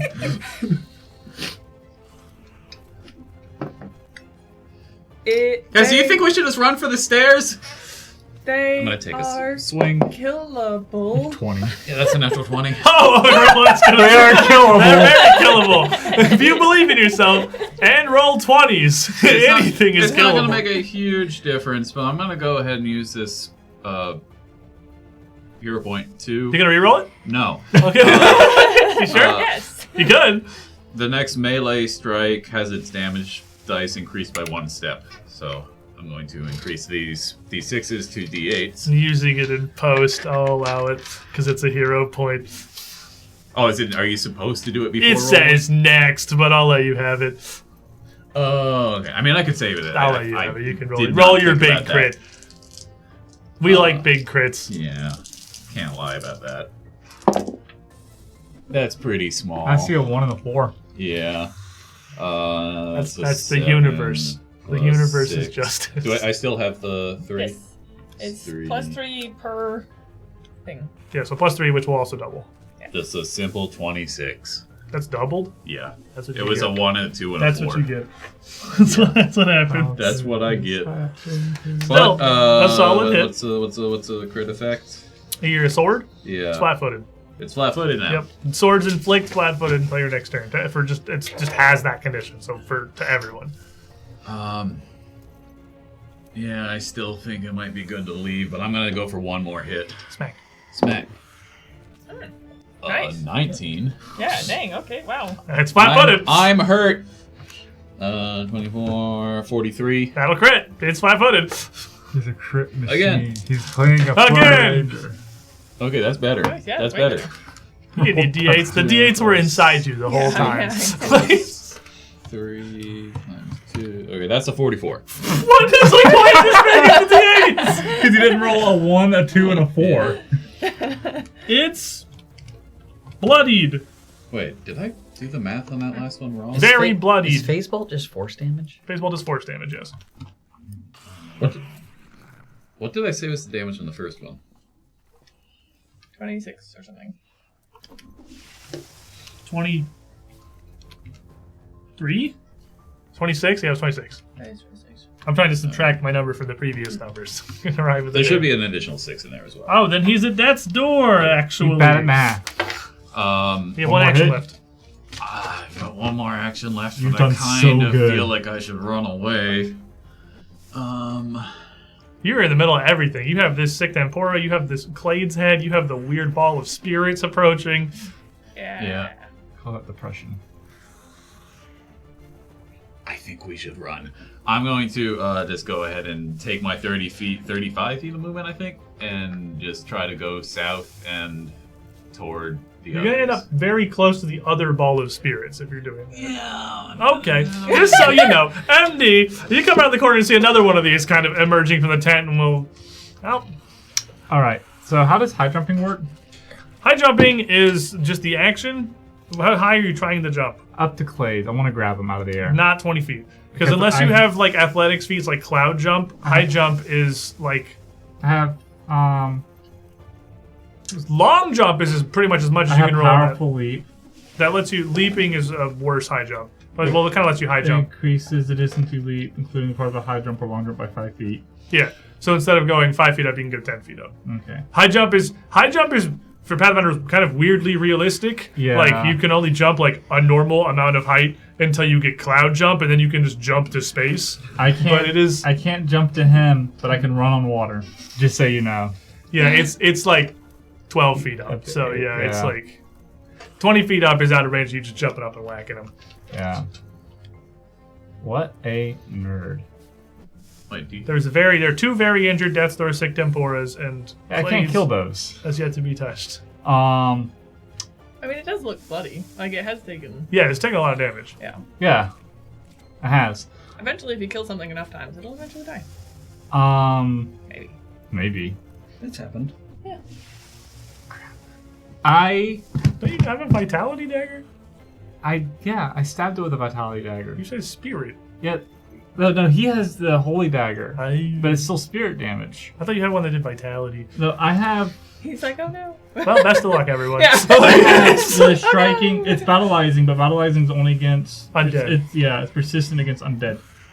Best of luck, everyone. So maybe we Yeah, it's should like I don't think we can do any of those kinds of damage. Yeah, That's weird. Candy can do 2 of them. crazy. Better how find that her. works. Yeah. I, MD, the Gold Wolf Ranger. Yeah. What if I had a reach weapon?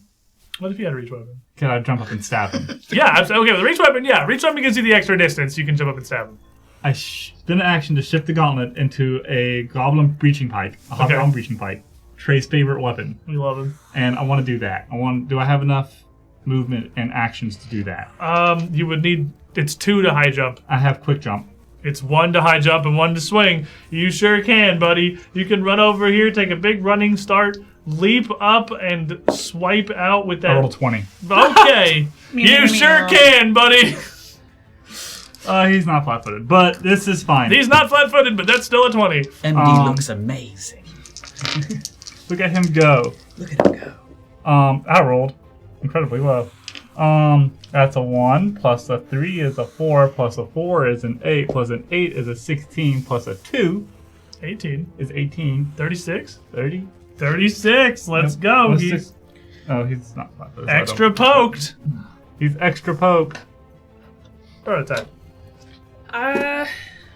Did it. Prototype will actually.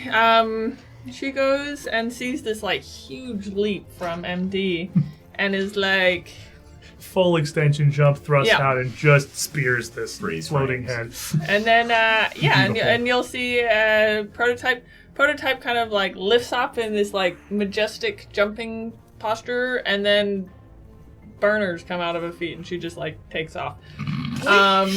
It's a Mario jump. Yeah.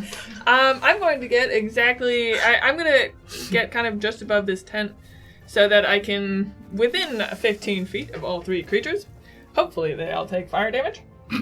And as she goes into basically just standing on the tippy top of this tent, I'm going to explode. Okay, so if you go south of...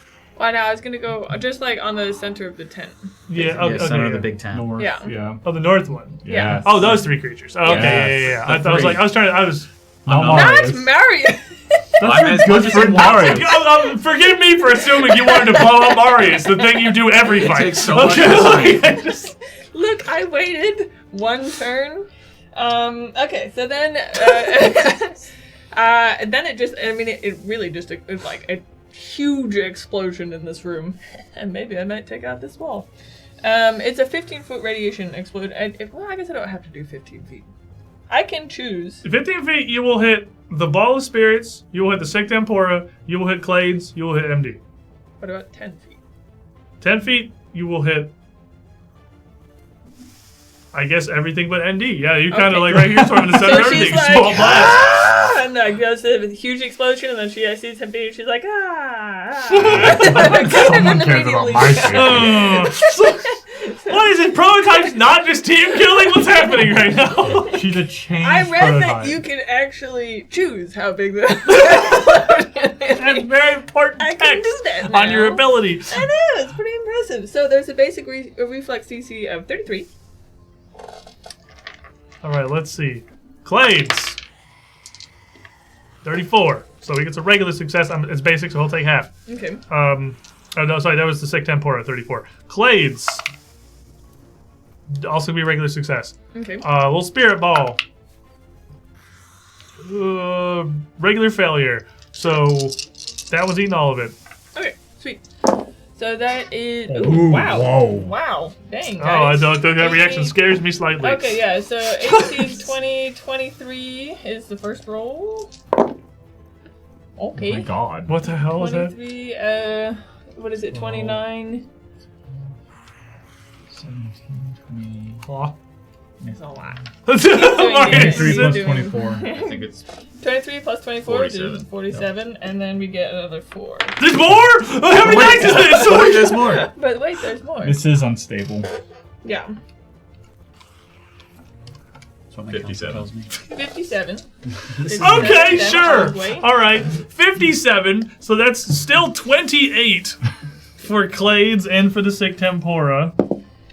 And then I See that am. fast. You see these kind of like sparks, like she could, like it is an unstable action. I'm going to do a flight check to see if I can do any. No, but I'm going to instead use unstable redundancy so I can auto pass Oh, once. what, I like got once a one day? auto pass. Once every 10 minutes. Okay, Right? that's I'm like, pretty good. Okay. Whoa, guys. That means you can keep exploding. All right. Yeah. So, like, so you And that's my turn. you jump here. You blow up. Several things happen. So you explode. The Sick Tempora and Clades both regular succeed. They take half. That's still a lot of damage. Clades kind of spins in the air a bit from that. He's going to be. He's just barely not bloodied. He's like right there. The Sick Tempora was already at death's door from Marius slapping it. And as this explosion hits it, it is going to this shard very much on one side, kind of stumbling backwards, starting to collapse. You don't see it glitching as much as the other one is. Well, Ball of Spirits is going to take 57 points of fire damage. And you're going to hear these overlapping sobs, this sound of crying coming out from this cloud of faces, explode in volume and to a shriek, a shrill pitch as the cloud bursts. And MD and Prototype are in range of the blast. I need both of you to make will saves. You should really stop asking me to make my best saving throw. You're so good at will saves. I rolled an 11 on the die for a total of a 32. Regular success. Those are wins. Half for you. 38. Regular success. Half for you. We're so good at these. We are so good at these. These are like our best saves. Yeah. Clades. 39. Half for Clades. Do 31 for Sick Tempora, half for Sick Tempora. We've got the full spectrum of things you can roll without being either a failure or a critical success on a DC 30 check. Nice. It's 31 and 39 both in there. I guess 30 technically.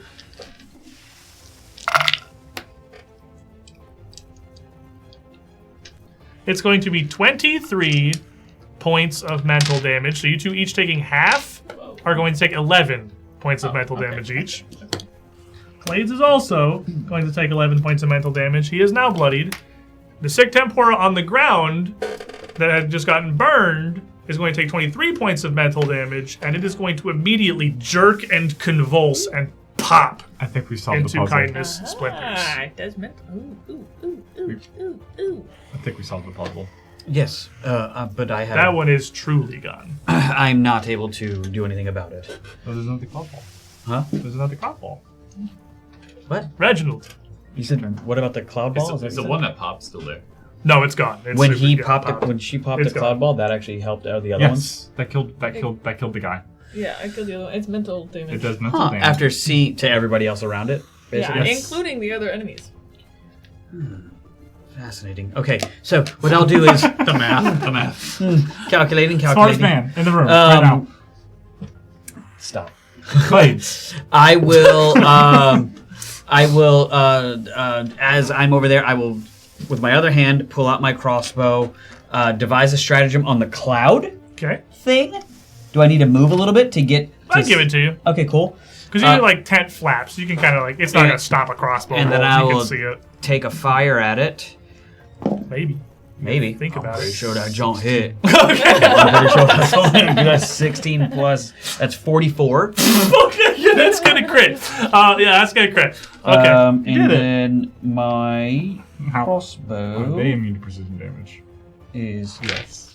They don't roll the extra d6s. They don't take precision damage. It's a normal damage. How dare So you? I just do crush 2d6 this plus man's 3. dreams. Uh-huh. You do double it because you crit.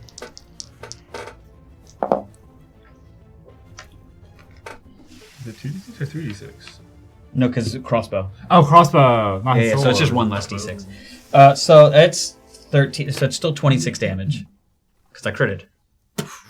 Hey! That's like 2 Oh health. god. Marius, MD, make me will save. So good at these. I rolled 20. You're fine. Marius sounds not fine. It's confidence. You gotta be confident. 28. That's a regular failure, buddy. The sick tempora that is also just on the edge of that. Oh wow, they're rolling really bad will saves. Is going to regular succeed. It's going to take half, and Clades is just out of that on account of height. Rude.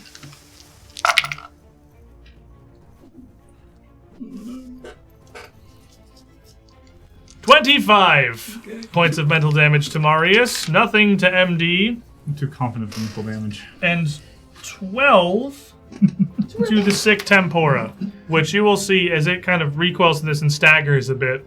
It's definitely still up, but it's stumbling. That's the most you've seen it stop twitching and flickering around for a moment as it kind of skates to regain its footing. You have 2 one more. action left. 2 more? Draw. Shoot. Yeah, correct. I will then move right around the corner. On the stairs. Just the one step. Just one step up the Take stair. a toe up Boom. into the fog here. Yep. Alrighty. Be up Clades. there. Gall scream. And I say, spin around. Will saves everybody but Reginald. As again, All right, this so agonized cry. I forgot to comes save out. my battle cry before I rolled the die, and I rolled a 2 this time. And as you see him start to scream, MD, as he's kind of rolling in the air from your stab, this head starts to twist and distort, and the pitch of the scream gets higher. And as you kind of recoil from this a bit, you look up. It's no longer Clades. It's Cammy. What's your roll say, buddy? I rolled a 2 on the die. That gives me a 23. That's a critical failure. Yes, sir. 37. Regular success. 32. Regular failure. All right, I'm going to roll some things independently. So, You're no longer the smartest one in the room. for you, my one success. You left the room. I left the room. I left the room. Yes. So you were going to take, Thanks. it's a lot, 8 points of damage. That was what we call a comically low roll. And you are frightened 1. This is a combination of mental and sonic. Is she within 60 Wait. feet of me? Does it? Wait. Is it a fear save? It's an emotion effect. It does cause fear, but it's not directly a fear effect. It's despair, which the Okay. condition it gives you is frightened. So the +1 against fear saves wouldn't help. What'd you roll total? 32. It's not a fear effect. It's an emotion effect. If she's within 60 feet of me, then I'll get that temporary hit points again. I believe so. Nope, once per hour. Nope, I'm out. Okay. For that reason, I'm out. All right, Marius, you are going to take a little more than that. What about not?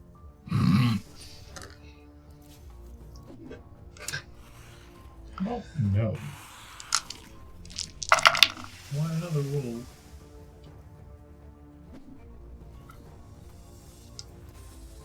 $37 combined mental and sonic damage. You are frightened 2. Wonderful. MD, you're going to take 74 points of combined frightened and mental damage. You are frightened 3, and you are now weak 15 to mental. That's fine. I'm too confident for mental damage.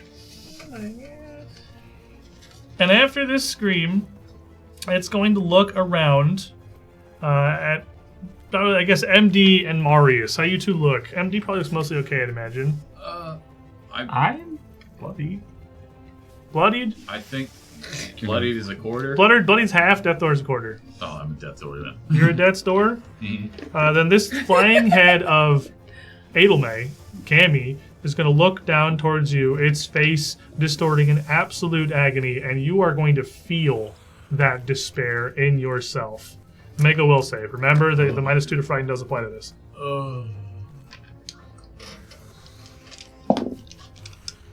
Well, nice knowing y'all. Wait. 30. With the frightened? 28. Failure.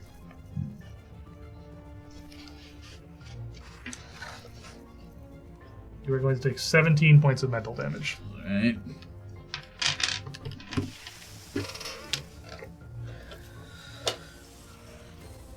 There are no floaty balls at the moment, but I've got great news. There's more tents.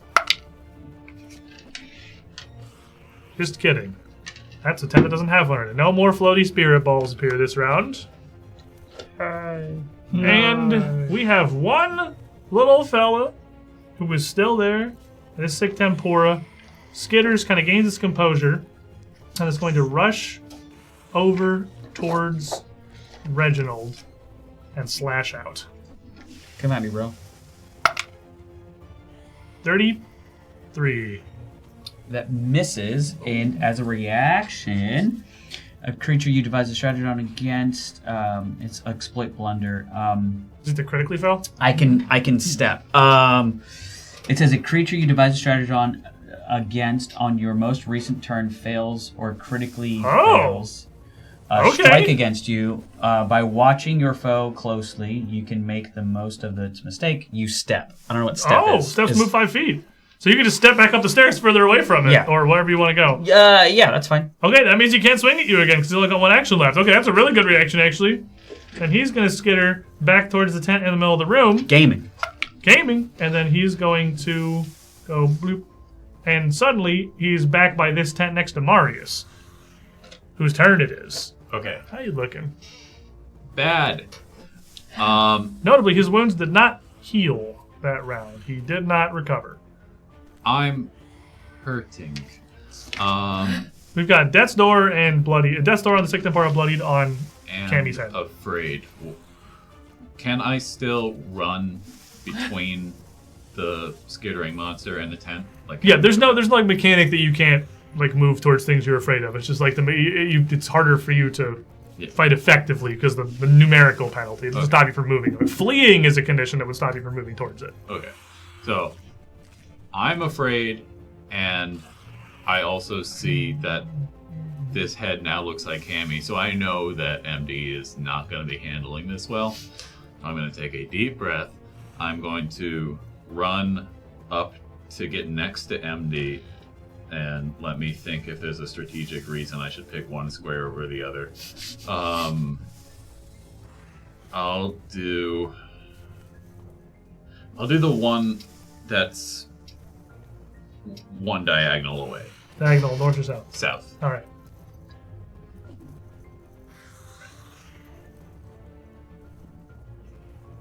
And then I clasp my gilded green, nope, wrong one. My fine yellow sash. Yay! To the Baldric! Reduce fear by 1 in a 5-foot AoE. Okay, so you're down to frightened 1. MD's down to frightened 2. And then your Baldric starts to glow. It lights up a little bit. And then with my one last move, I will do my skirmish strike to step down and try to slash against the fella at the bottom. Gaming. He's so gaming. Yeah. He's so gaming. He is focused through the fear. Ooh. Okay. All right. 19 on the die. Wow. That's the wrong math. 19 plus 46. Obviously that still crits. Okay. It's a comically large number. Yeah, you crit him. I'm supposed to say those numbers to you guys. That's my fun. There we nice. Go. All right. You have to get plus 3. 12 plus 2 plus... That thing blew up on your turn. Times 2. So its regeneration 46. is still... Oh, it's super dead. Its regeneration is still off. Gaming! Still within the round. Gaming! Through his fear, grits his teeth, turns around, and strikes down the last sick tempora.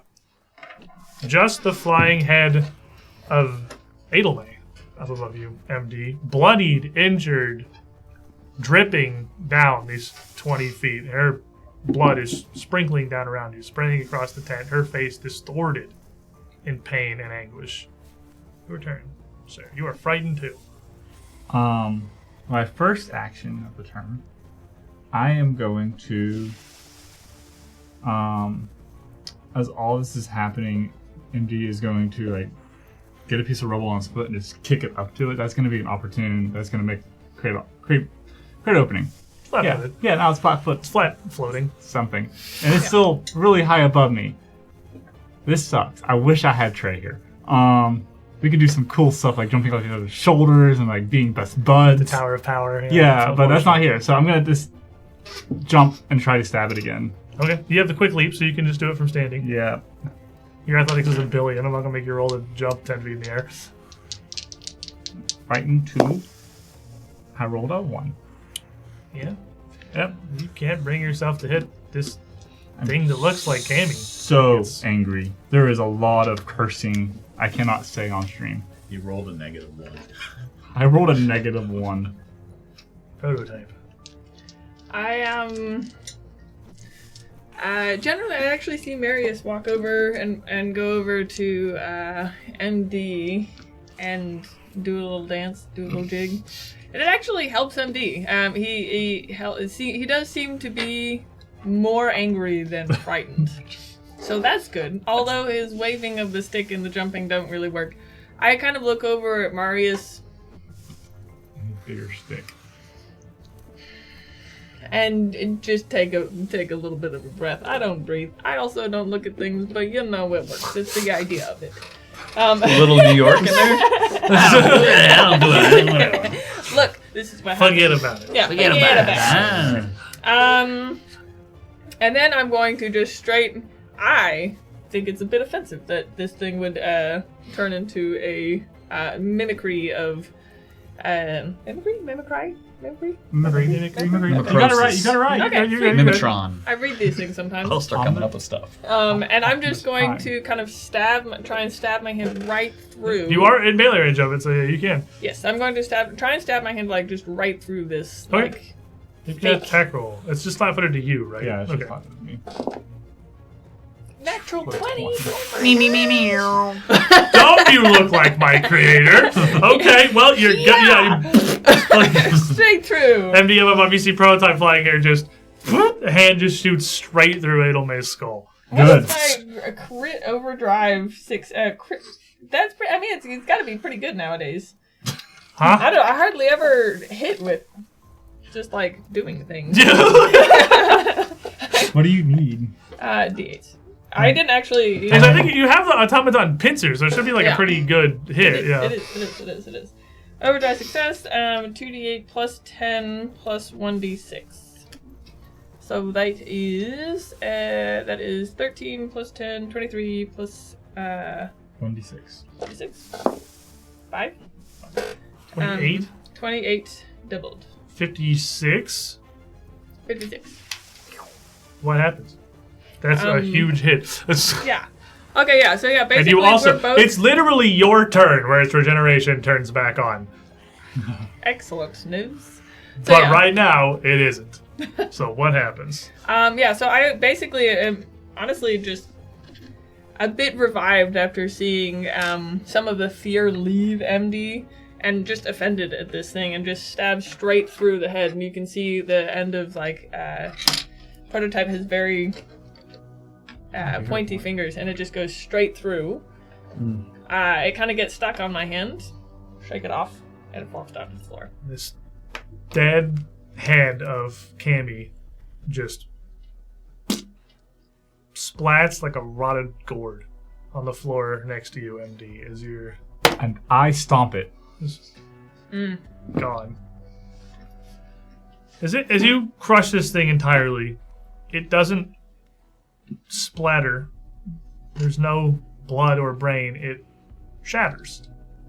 It shatters into black chitinous bits. Just like the Sic Temporis had. For this, too, was a sick tempora of a different kind. But with them gone, you still see this occasional errant breeze picking up the flaps of the tents. You can hear this gentle sobbing in the air around you. But these pests, however they arrived here, Reginald, you're up on the stairs, you're kind of surveying the battlefield here. It looks calm at the moment. Could be if your allies are very much injured. We very much need to take our midstream break. So we're going to stand up, stretch our legs, feel free to grab some snacks, get some drinks. If you're not going anywhere, right down below the player, check out some of our sponsors. I built this map in Arkin Forge, which is why Arcadius can do all this cool stuff with it on the fly, because it's entirely, like turn all the tents yellow, because it's entirely built in the system for once, because I had to make this from scratch, because we're just winging it in here.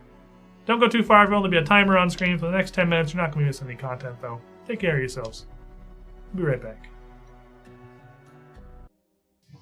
Welcome back, everybody. She almost got you. She almost had you. Got him.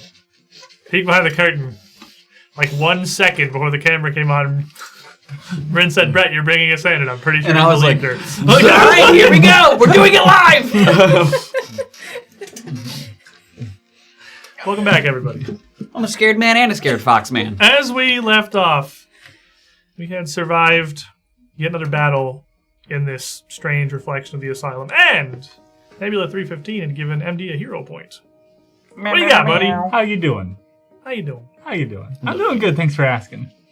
Also, cheers! Cheers! Stay hydrated, everybody. Are we actually choosing? Yeah, we actually cheers. Oh, cheers. Well, I can't reach you, so you guys can all cheers. You know what?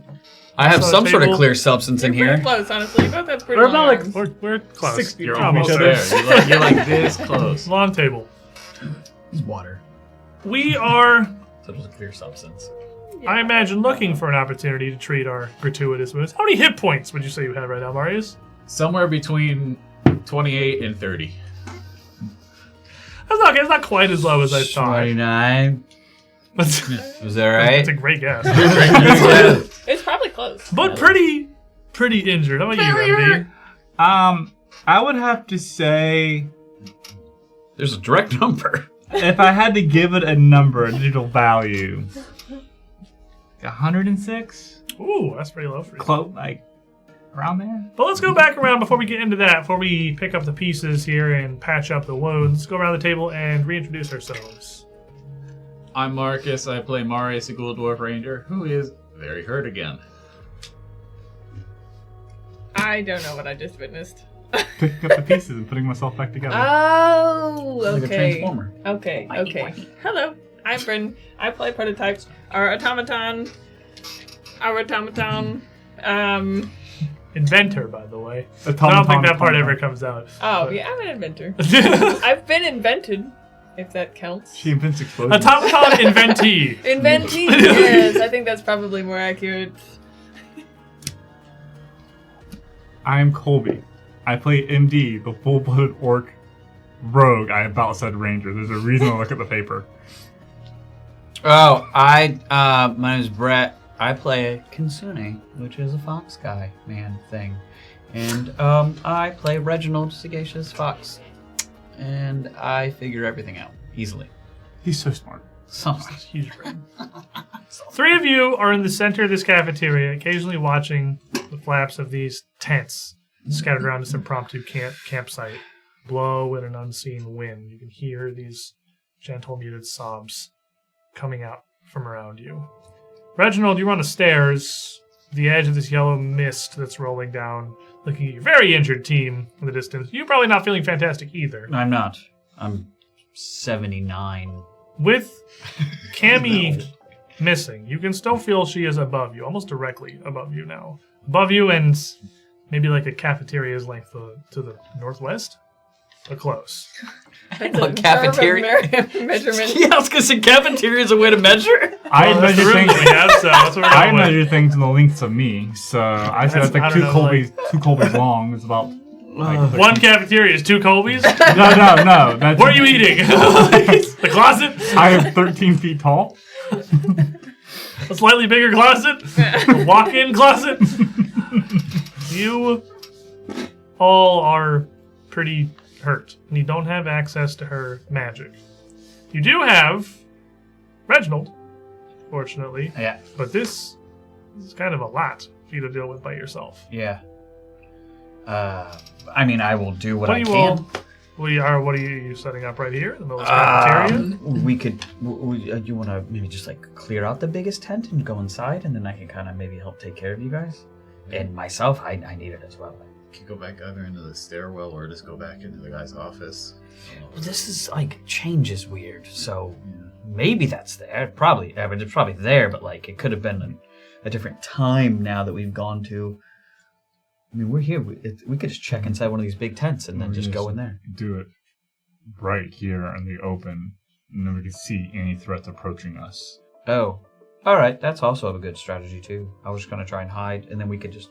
That's fine. You are a very skilled physician, Reginald. You are great at treating these injuries, but you've kind of gotten used to having Cammy's magic with you. It's very, very potent and does a lot of the heavy lifting for major wounds. And most of your injuries, there are some claw strikes. You can see these clear gouges that you can treat. But a lot of the damage you all took was mental. Yeah, almost all of mine. I need a lot of aspirin. Almost all of it was mental. Yeah. There are few physical injuries for you to treat. Prototype, yeah, again, the body's completely okay. All the damage she took was mental. It's going to take you a while to treat everyone up. By yourself, this, with your little medicine kit, this will take hours. Here. Plural. All right. Well, the options are to take hours, because I don't have Cammy to help me, or I can maybe do a little bit and we keep going. A little bit's a good start. Do a little bit and we keep going. Okay. Also, speaking of, Marius is going to do what one does best when you take a lot of mental damage. He gets hungry. I want to try what some tempura tastes like. So tempura look like they aren't really much flesh at all. The shattered body of this thing fell apart like it was graphite into blackened shards. Even the part that looked like a human torso looked like flesh, and like Cammy's head. It's crunchy. You can certainly take a handful. What are you eating? You eating? Well, if there's not much flesh there, I'm not really sure what I'm going to try. Well, I mean, it's kind of like it's hard, but I mean, it doesn't prevent you from eating it. It's not like you can't bite through it. But which are you going for? The probably the classic torso, tempuras or the Cammy's head? I was thinking the bigger one, the claw. The ones that had like something that looked like a torso. You grab a handful of this and take a bite, crunching into this odd, very almost absent flavor. It's like chewing on plastic. It doesn't really taste aquarium like rocks. anything. Aquarium rocks. But as you chew into it, you see a whirl of visions from the point of view of somebody else, living a true out-of-body experience. A patient whirling through this collapsing asylum. Constant fear, constant terror, and then finally a very feeble bit of peace with this cult. Before finally an agonizing, painful death ripped apart at the hands of ghouls. An irony of this memory cycles back again as you now feast on this. Oh. That's a bad trip. Oh, that's weird. You are eating a sentient creature, so it will sate you. Though it may not be a pleasant experience. If it gives me the benefits of replenishing consumption, I'm gonna take that health. Take your health, sir. Yay. World's first ghoul to feast on sick tempura. Yeah. That's the 6 tempura. What's this flavor profile like? Glass. Yeah, it tastes like rock candy a little bit, but like unsweetened. 29. Rock. Almost literally doubles my So, health right now. Reginald, if you want to take just 10 minutes, you can roll a medicine check to have a brief break here. Okay. I can take 10 minutes with your ward medic. Whatever you roll, the total you can apply to everybody, including yourself. Okay. What DC are you going for? I'll go DC 30. DC 30. I just have to roll not a 1. No fear. Oh, that was so close. I That saw was so close to a 1. We don't talk about it. Let's go. It was a 35. Okay, regular success. 2d8 plus 30 health to everybody.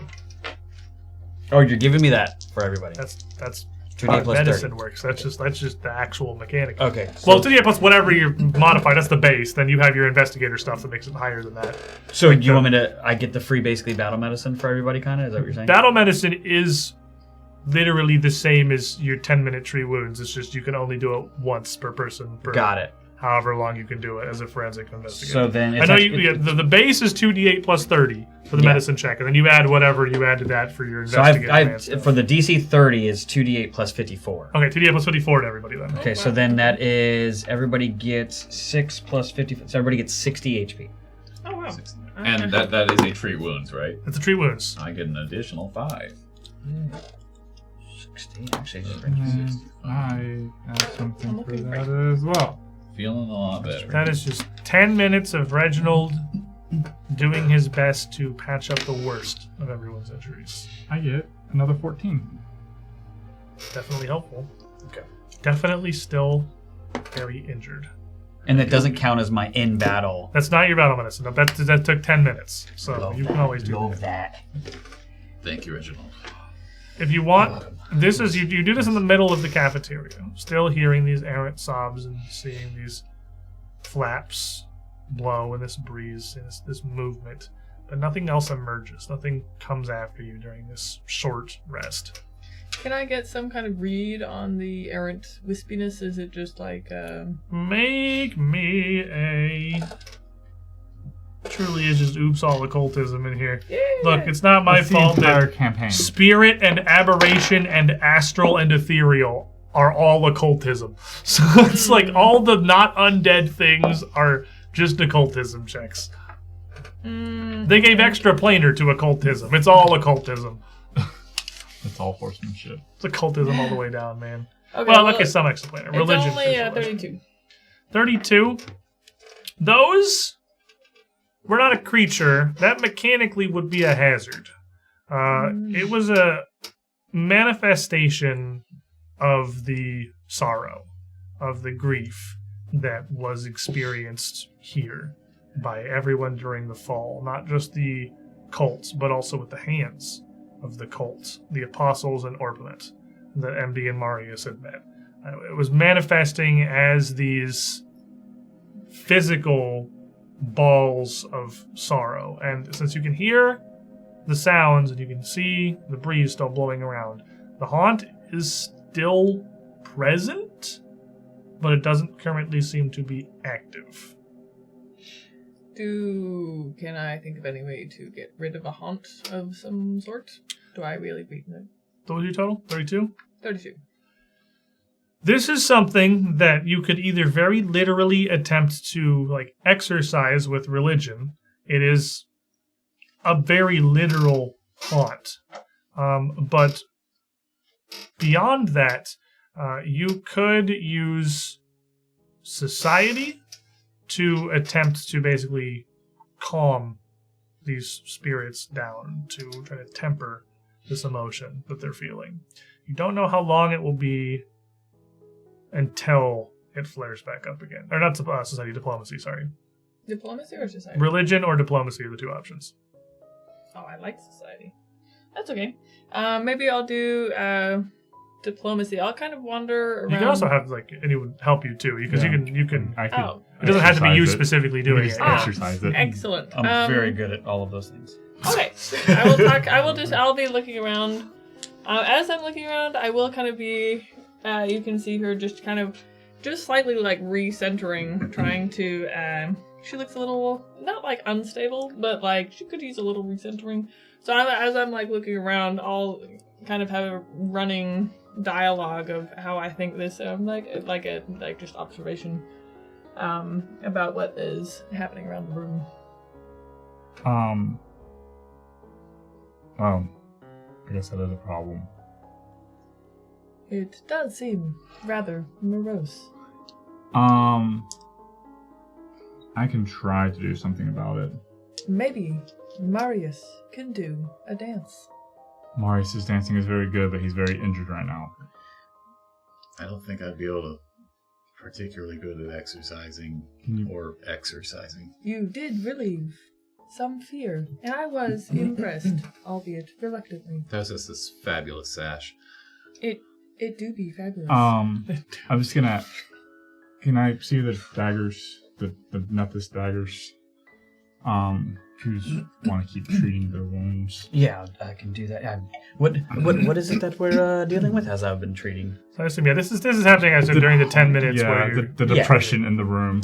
And MD is just gonna just reach into his bag, pull out a few candles that he keeps as extra ritual components, and it's a plethora of holy symbols.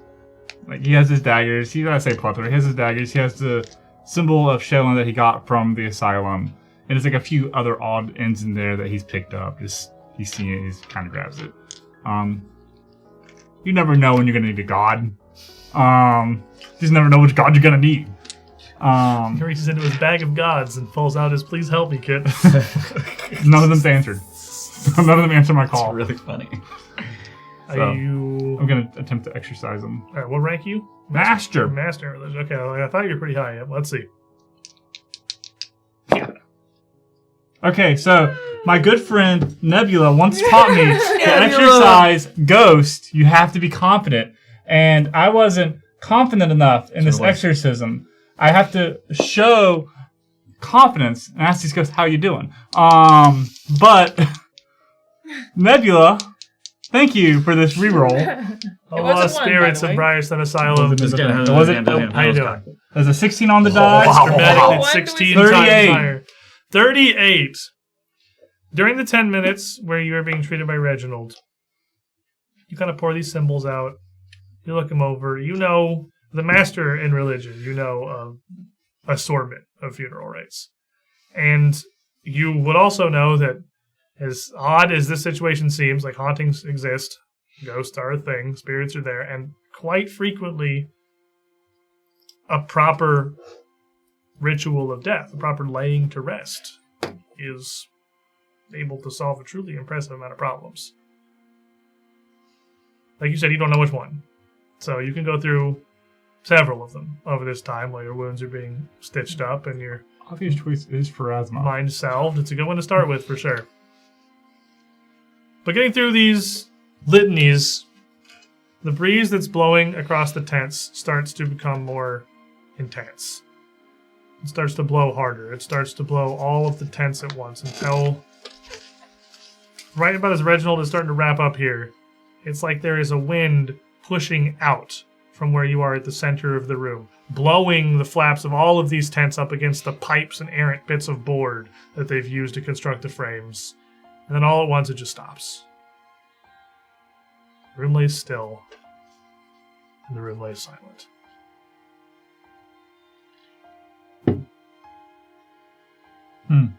Was that supposed to happen? Yeah, totally. Good. Like always. Always how it Excellent. goes. Work. All right, Reginald, how you doing? I'm doing fine. Everybody else, I know I can only do so much in such quick time. Are we good to keep going? I am feeling remarkably better. Okay. And the stairwell's still all foggy? Still foggy. Yeah, and I or Jean.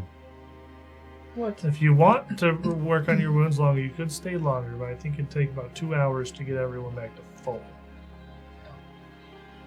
I don't want to waste any more time. I don't need to wait too much longer.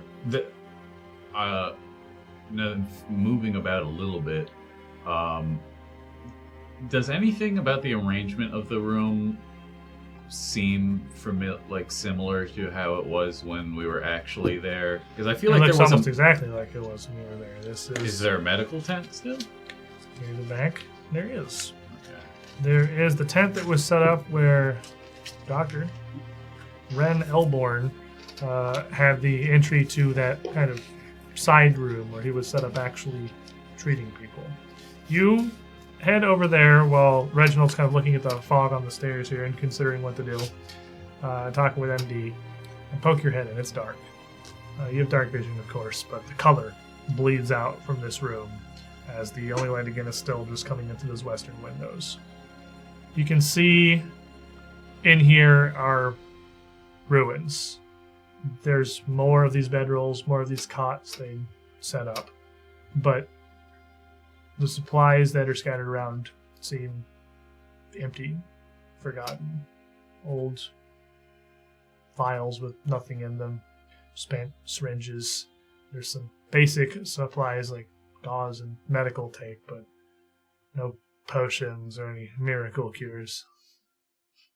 I'll take some gauze and medical tape, and Write maybe that down. You write down your sheet. Write that down. You got a paperclip. and maybe some empty vials. You got some gauze, some medical tape, some empty vials. Those have any runes in them? It was a +2 paperclip. Did you write that down? Yeah. I'll lower you. Do you Okay. want a potion? I'm great. Okay. I feel fantastic. Everybody's pretty close to good. I went from 106 to 180. Marius, did you want a potion? You turn to Marius and you see he's like all the way across the cafeteria. Like, We'll catch him when he gets upstairs. I'll hand him something. We'll come back. Yeah. He doesn't go too far. how are you looking? Better. I'm up. I'm no longer bloodied. This is like Marius is just getting bullied this entire. He's never taken a hit all the way up to this point. It's very strange. I've been getting in a lot of hand-to-hand combat. Not my thing. Right.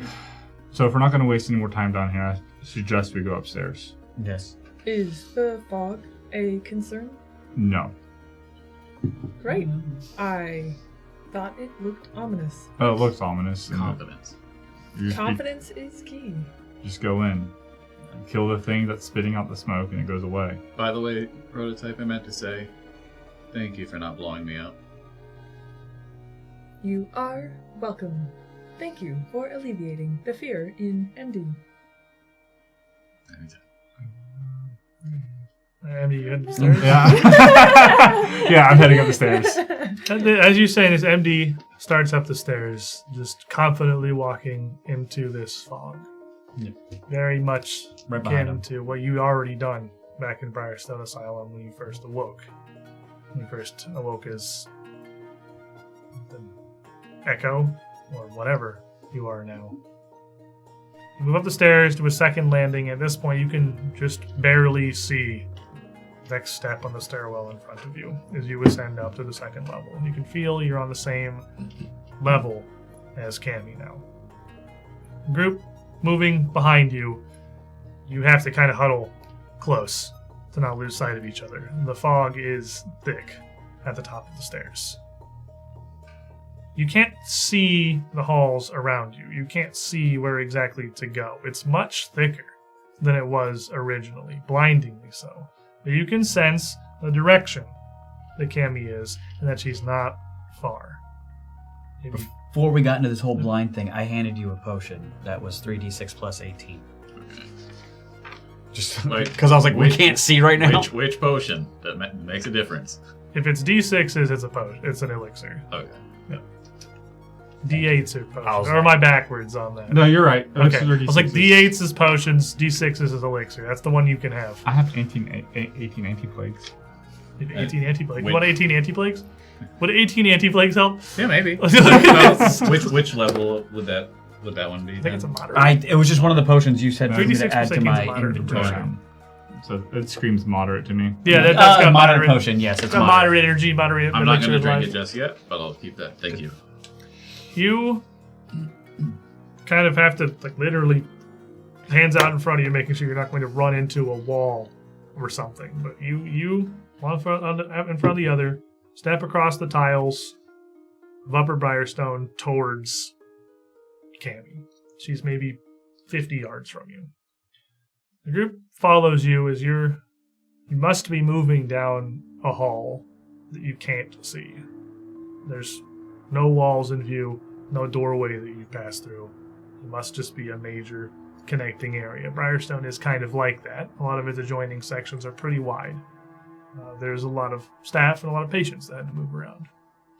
As you continue to walk without passing or seeing anything, it starts to feel a bit odd. Something's odd? Reginald, you would notice that doesn't feel massively different. The tile beneath your feet has turned to stone. What was it before? Well, it was perfectly smooth, cut tiles, and now it's flat, worked, but a stone face, like a cobbled road more than like a clinical hallway. Okay. Did you guys notice that? The floor has changed to more like an outside stone. More cobbled. Is that the weirdest thing we've encountered so far? No, it's just more or less just be wary that, this is whatever you remember from before, just remember that this has changed. Oh, That is that odd. probably in the dream also happened. Yes. Is Cammy still feeling the same distance and direction? Incredibly calm. And yes, she's right there. Right in front of us. You still walk forward this stone. The stone starts to become softer until you realize you're walking now not even on stone, but on packed dirt. A walkway of some kind that feels like it's outside. The air gets cooler. You can again feel a gentle breeze, the smell of salt in the air. You still can't see anything around you. I'm getting... Oh, she's not here. None of them are here. 20 yards in front of you. I was about to say, I'm getting the same feeling of the dream that we had when we first woke up. I'm the only one who understands that. Oh, wait, everybody stand still for a second. Can I just do my sensing ground tremors? Does this see if there's any movement like directly within like 20 feet of us? You don't feel anything. But you do feel ground 20 feet out around you in every direction. You're in a clearing, not a building. We're outside now, but at least it's nothing right next to us. That's great. Let's keep going. Yeah. 15 yards away. We already can't see anything, 10. right? You can barely see each other in this fog. You can just see your fingers So on an outstretched I'm arm. It going reminds to- you of the Mysterium almost. I'm going to take out my pipe and create my own fog around it. So they already can't see. At least I will be able to see whenever it clears up, and I can drop it so we don't get anything surprised at us. That makes sense. Because you have, if you're going to be blind anyway, you can control the blind. Yes, so I will tell them that I'm going to, so they see this kind of form and mix around them. Any excuse to take a hit off the pipe. This heavy black smoke mixes with the yellow, the color around you darkening. It's light, clearly, because you could still see the yellow until now. This is illuminated. Cammy is 10 feet away, and then 5. And then finally, just another step later, you see her. She's laying on the ground in front of you. Curled up, looking peaceful as could be. Fast asleep. The side of her outfit is a bit covered in dirt and mud, but it just looks like what she's been laying in.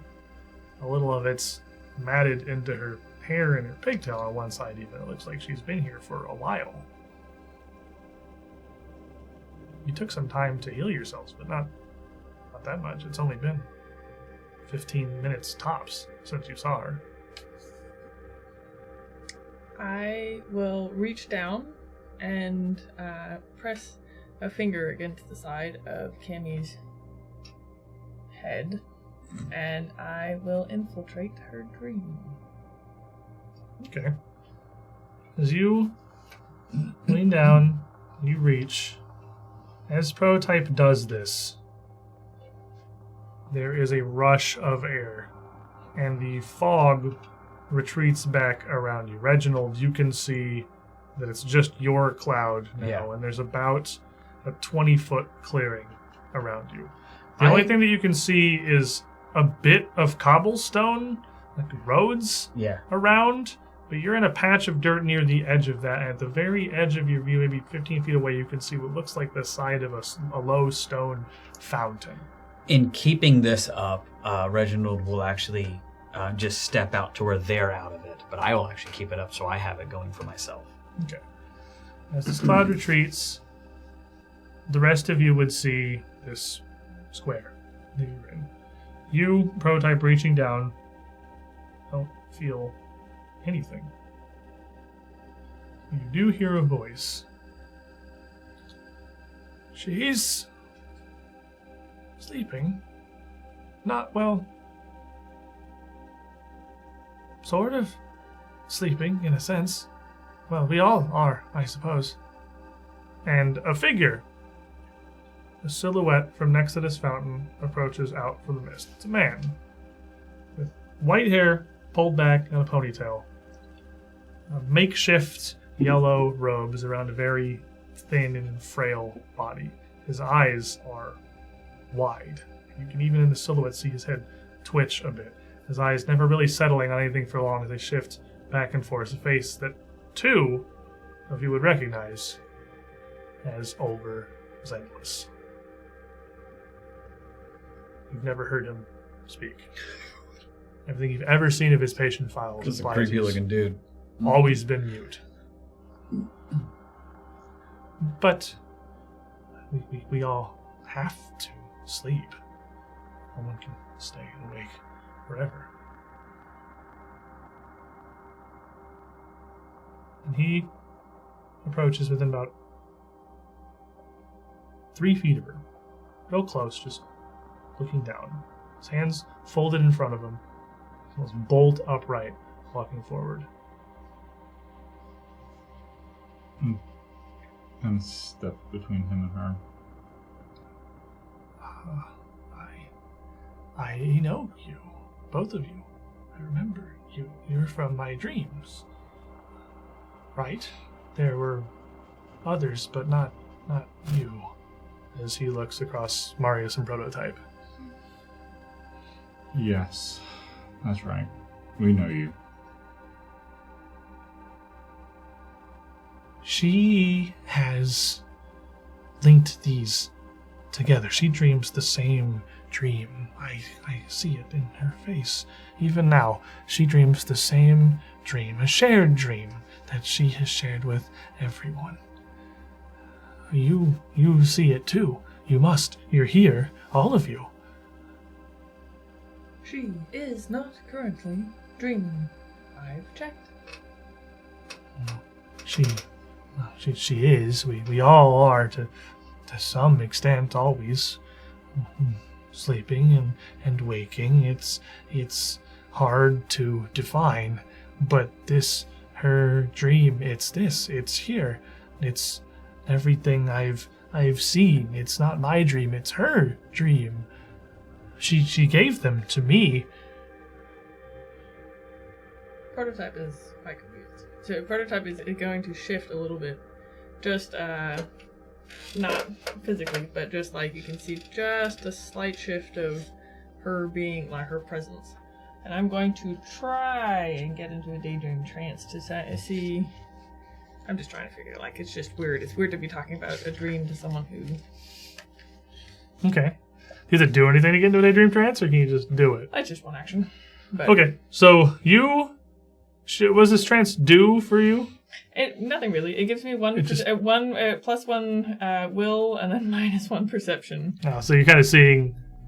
Yeah, I basically I protect my mind by going into partially a dream.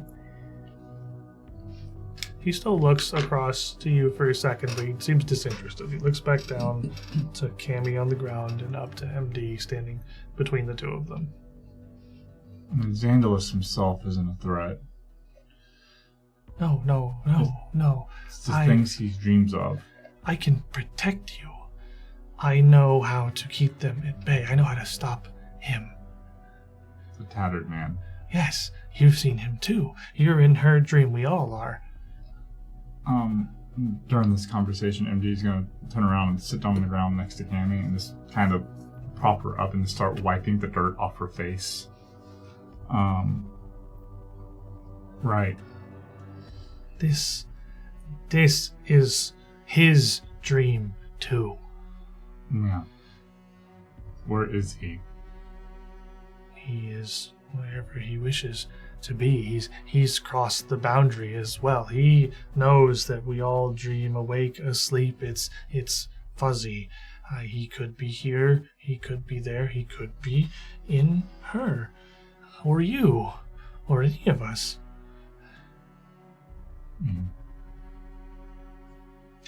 But she has given me her protection. He doesn't come for me, and he doesn't come for those that I protect. I can protect everyone. I have to. I can keep them safe from that tattered man. I can shield you. I can anoint you in orpiment, and he cannot approach. It is the only way to be safe. And he's starting to ramble a bit faster. He's starting to twitch a bit more. You get that he's just very clearly extremely nervous, even like talking about this. Do we recognize the edge of that fountain? It looks familiar. It's kind of simple. It's a round stone fountain. There's no particular engraving or carving on it that makes it definitively anything or anything else, but it sure does look like the one I think you're thinking of. Yeah. Is he like speaking hastily, like something might be coming now? Well, you're not sure. He certainly feels like he might think that. The only way to deal with the tattered man is to beat him. No amount of painting yourself. But you did that. You did that and it didn't work. He's still here. He's still in the dream. He's still in her dream and yours and mine. And then we'll beat him again. And I'll be back. And we'll beat him again. Well, the only thing that really is keeping him, I think, alive is actually just time. Right? Is he coming back, or are we just going in and out of different timelines? He is no man. He walks like one of us, but he isn't.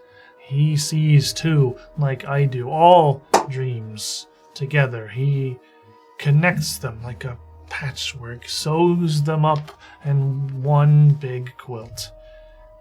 He can walk between them and amongst them anywhere. I have a question. How do we wake up Kenny?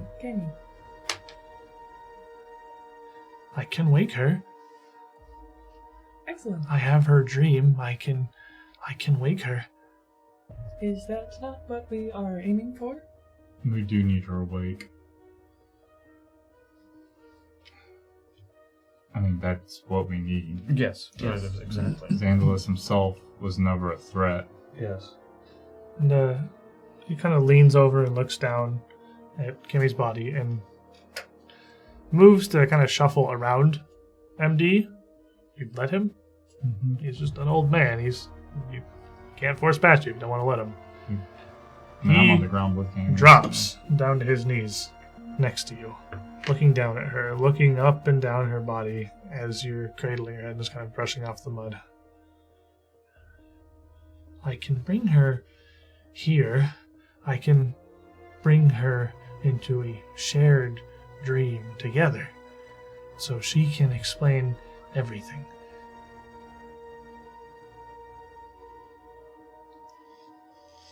He'll reach out and just very lightly put his fingertips on her forehead.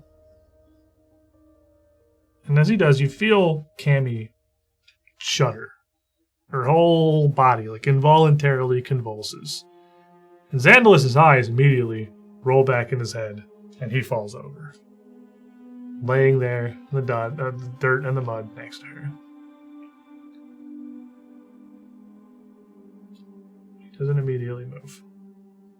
Can I reach down and put my finger against his temple and try and infiltrate Dream?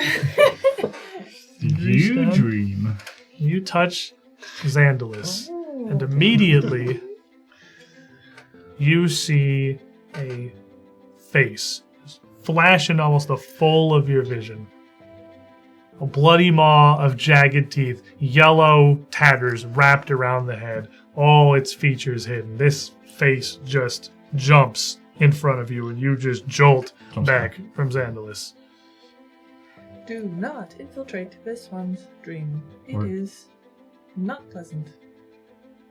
Yeah, it wasn't pleasant the first time. Didn't we go into his dream to fight the Tattered Man the first time around? Ah, I think so. he is still there. Yeah, the Xandalis himself isn't a threat. It's what's in his dreams. Ah, yes, I would avoid doing that.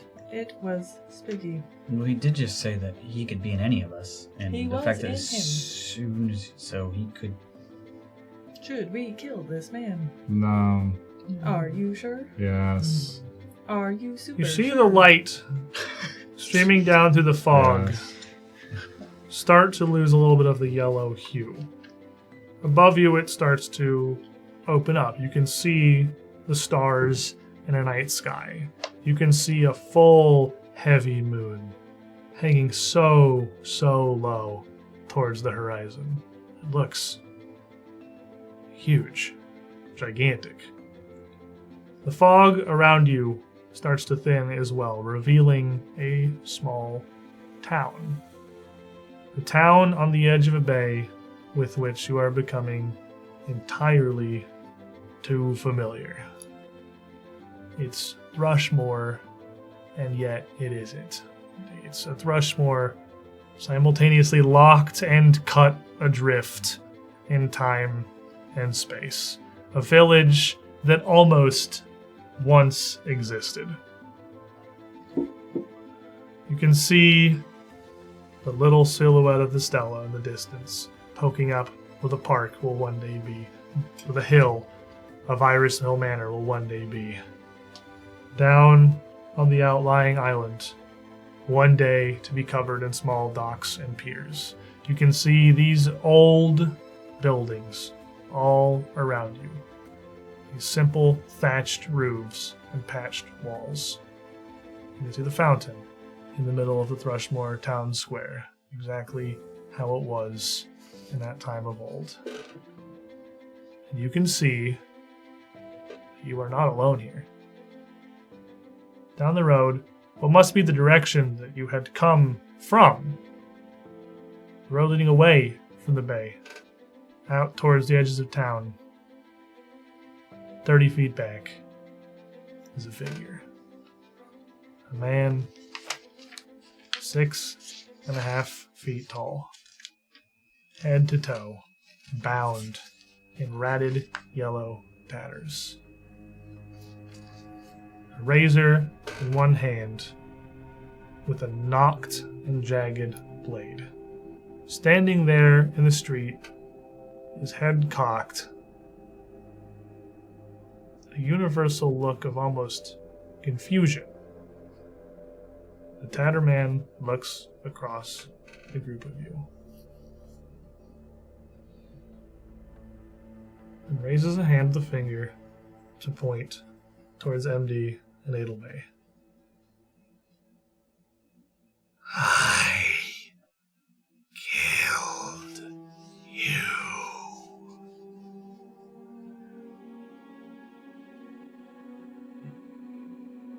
He bows his head. His arm falls.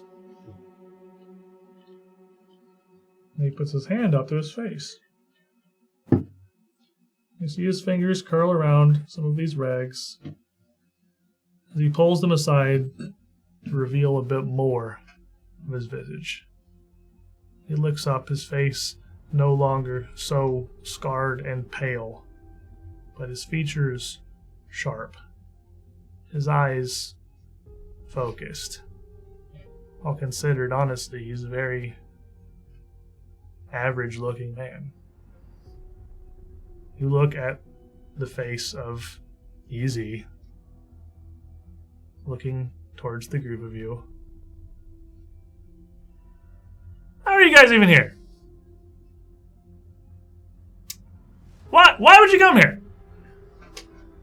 Seeing the body of the Tatterman, mimicking the unmistakable movements, the demeanor of Martin, of Easy, his face revealed, is an unsettling sight. And next week, we return for the finale of Chapter 4. The end, finally, of the Whisper Out of Time. We'll see where the heck this goes. As Cammy starts to wake up, her eyes start to open in your arms, we're going to end today's session. Thank you all for being here. Thank you all for hanging out. I remember the thing I'm supposed to talk about in the post show. Don't worry, I haven't forgot. It's still here. So we're going to hop off and do that. Forgot. We appreciate all your support just by being here. You are doing a lot to help keep us going. Just your view tells the algorithm that you enjoy what you're watching. But hey, if you want to support us a little further, easiest possible thing you can do is leave the whatever platform you're on equivalent of a like down below. I hate doing this, but we really do need to do it. It is unfortunately the way that the algorithm works, and that is more and more of how everyone finds their content now. Like and subscribe. Yeah, unironically though. What? I need validation. And so, Colby needs validation. So please like. Give him validation. Do it for me.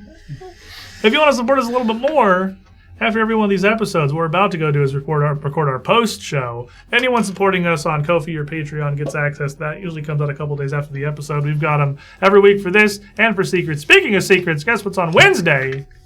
His Secrets Between the Stars with that guy. What? Specifically, just that one this time.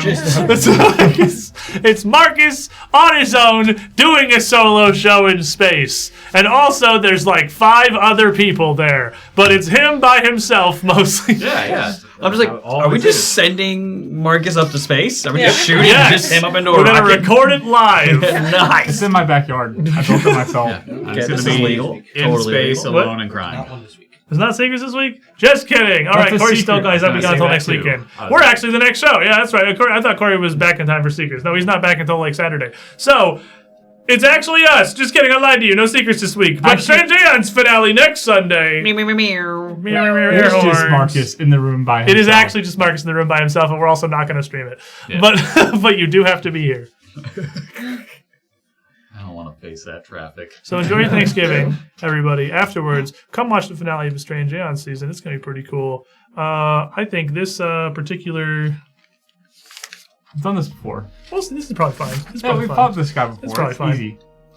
It's easy. Thank you for hanging out, everybody. Marcus. Thank you for being here.